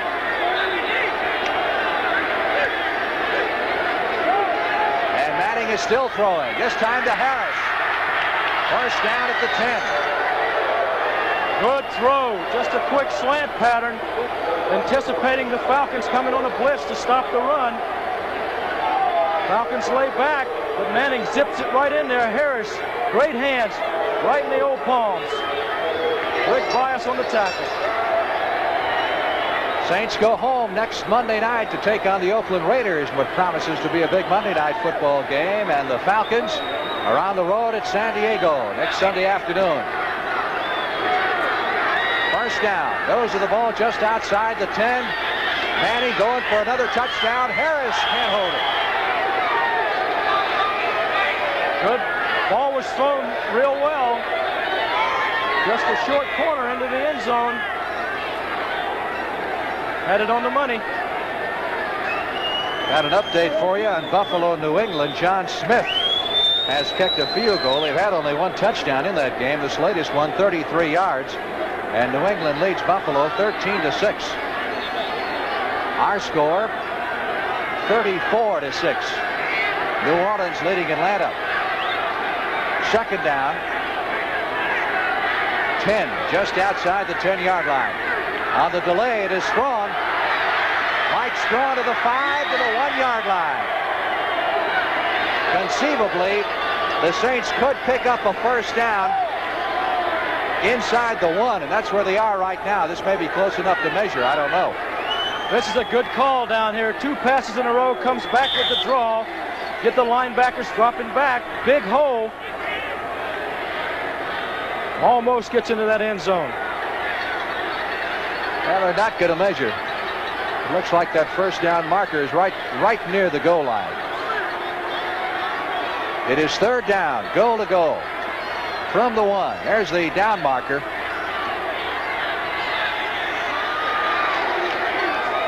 Strong slips and falls back at the 4. See what Nolan decides to go here with the field goal unit. Here comes your premium.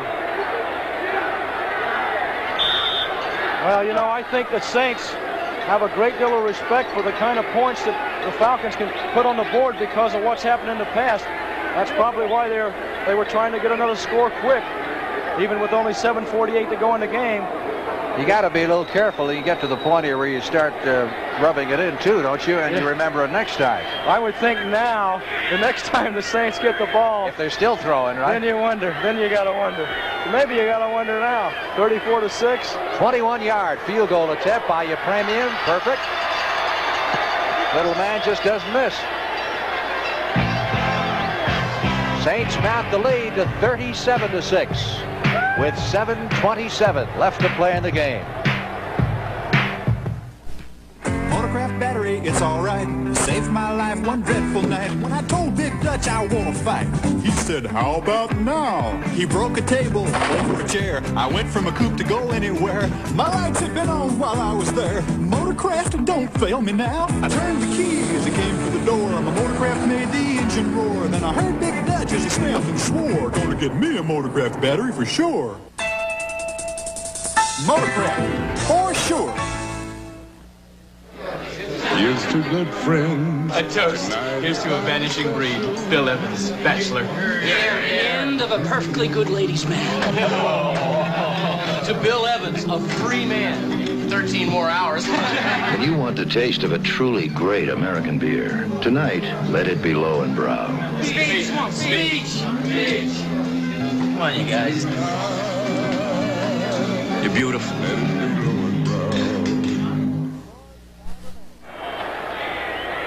There's the score and the time remaining. As your premium gets set to kick off, Falcons have now inserted Dennis Pearson as the deep man. He was benched as a kick returner a couple of weeks ago because he got into fumble problems against the Giants. Pearson at the 5, 10-15. Foot race to the near sidelines and shoved out of bounds at the 23. He's safe. He is. He went a long way on that slide. Got good speed, though. Well, Atlanta has got to do something with that football, and they got to do something quick. Not much time left for them. Falcons' only score coming late in the first half.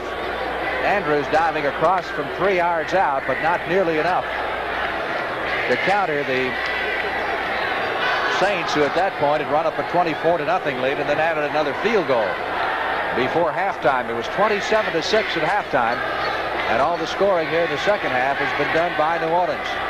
And those are the Saints fans over on the far side doing all the singing and hooping and hollering. Oh, did Alex Price put a shot on Andrews that time?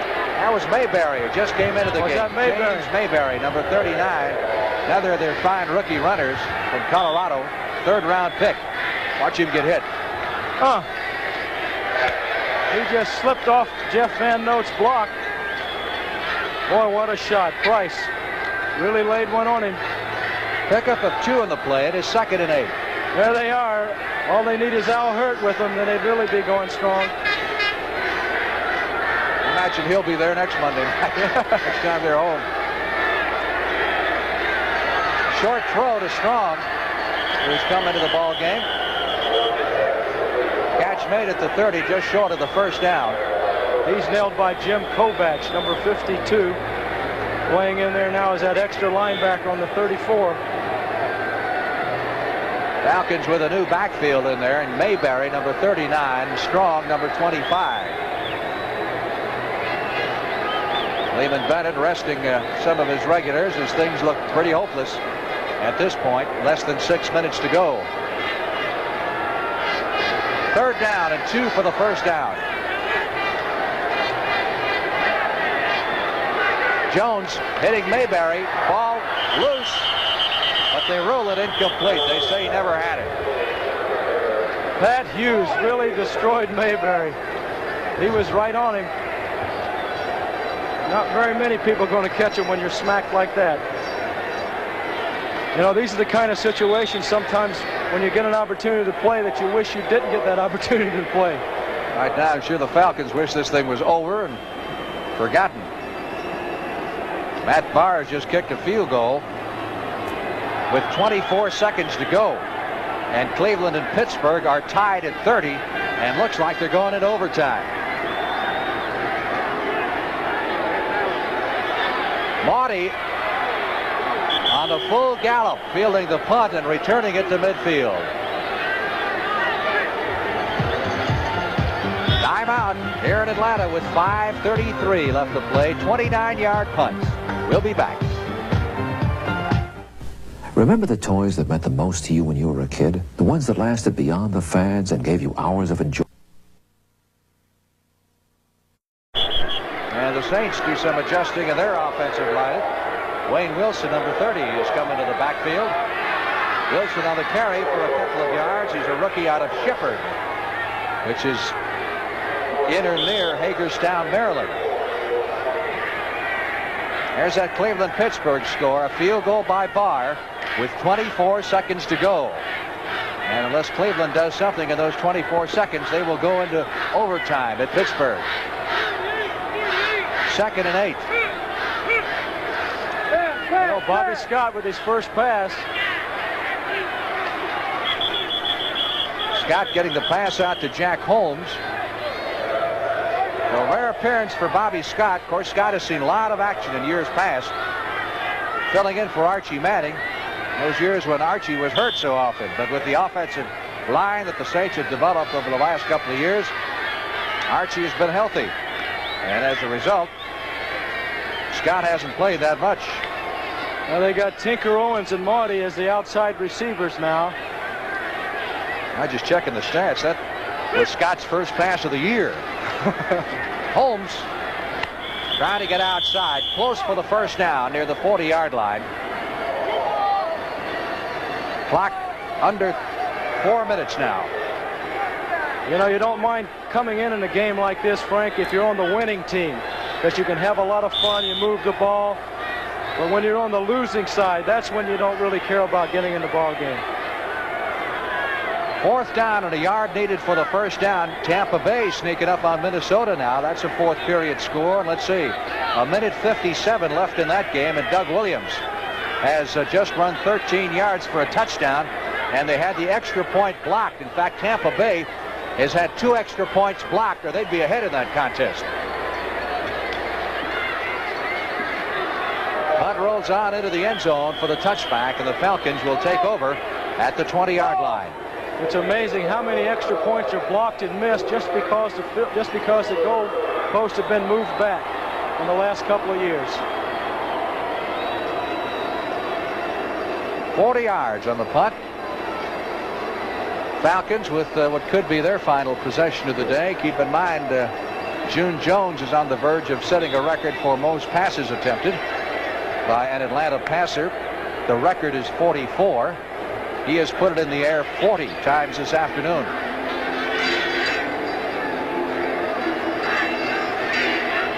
Atlanta playing catch-up almost from the opening whistle. All they need is 4 quick touchdowns and a field goal, and they're back in the game. Snap is fumbled. Falcons get it back, but lose a yard of the play. Dillman fell on the fumble.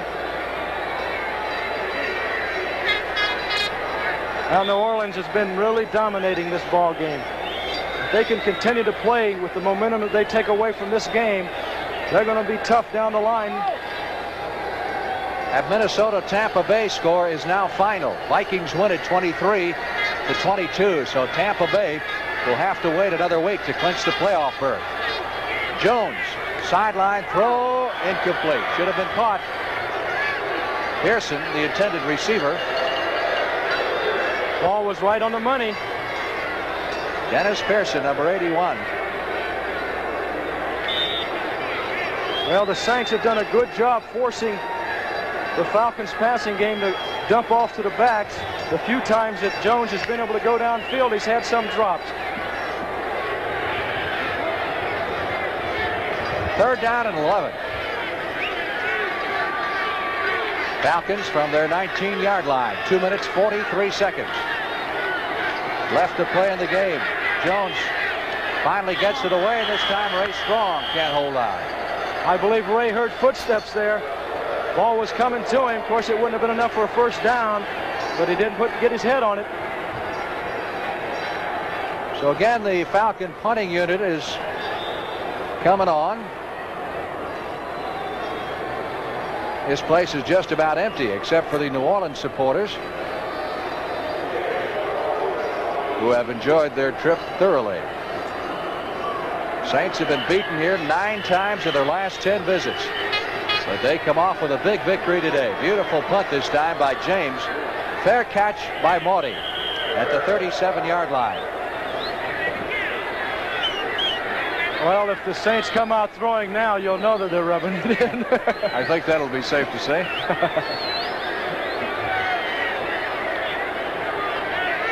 "42 yards on the punt. The worst New Orleans can do is remain tied for first place with Los Angeles, depending on what the Rams do in their game with San Francisco, which is just getting underway out of the West Coast.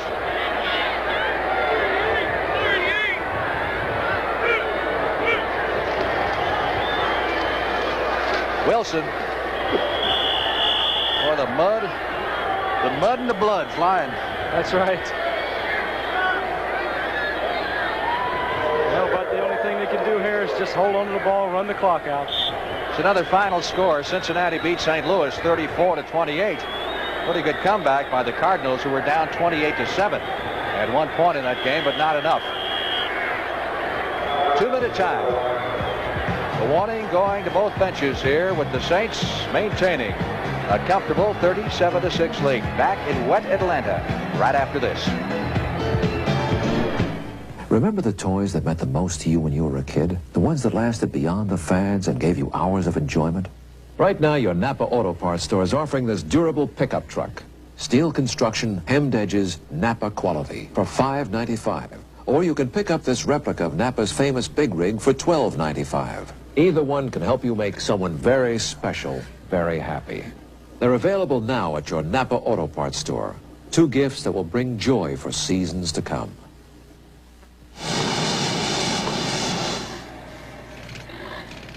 One thing I'll never compromise on, my tools. I go for the best, like this, or these. Yeah, Levi's blue jeans are tools.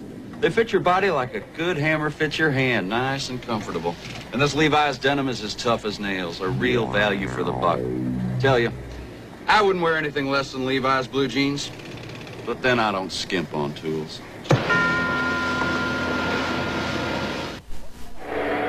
Saints putting it on the Atlanta Falcons 37-6 with 2 minutes to go. 2nd and 10.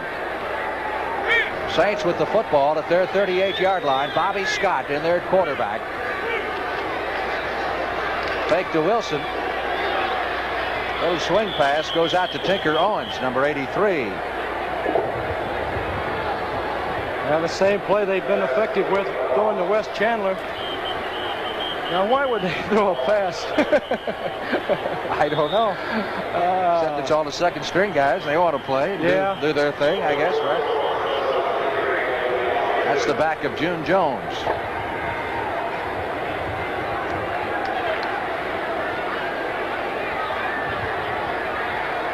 Third down. 5 needed for the first down. Wilson behind a block by Holmes. Gets across the 50 and slides down to the 40-yard line of the Atlanta Falcons.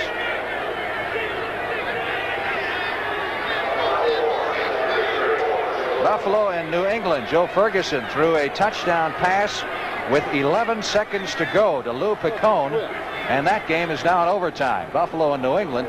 And last we heard, and we assume by now, Cleveland and Pittsburgh have gone into overtime. I'm impressed with that Buffalo team. Saw him last week, Frank. Ferguson calling his plays for the 3rd week in a row. They've won 2 with him calling his own plays, and they're in overtime in the 3rd week. Nobody bothering to call timeout here with 1:10 left to play in the game. Timeout's no factor at all. Holmes takes the handoff. Falcons defensive unit still playing hard, tough football, even though they're behind. Saints going now with their 3rd string quarterback. Ed Burns has just come in, replacing Bobby Scott, 2nd-year man from Nebraska. There's June Jones looking on, so Burns will get into the contest for just 1 play. He, of course, is normally the holder on the extra point and field goal tries. In Jones's favor, he really didn't have much of a chance to operate out there. They got behind too quick. This will, in all likelihood, well, the next play will be the last play of the game in all likelihood. The illegal procedure goes against the New Orleans Saints. Dave Lafferty guilty of the foul. That's the time remaining in the game.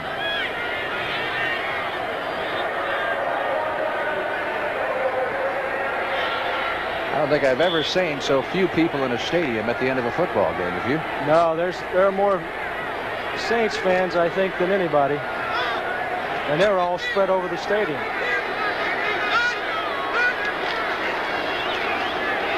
Wilson down to the neighborhood of the 40-yard line of the Atlanta Falcons, and I believe that's all she wrote. Saints don't have to run another play here. Undoubtedly won't. Dick Nolan accepting congratulations as the Saints go over 500 on the year with their 7th victory against 6 losses. That's as many games as the Saints won last year. And of course, they've got 3 games to go and a chance to improve that record, and still very much in the running for the NFC Western Division title. We'll be back after this word from your local station.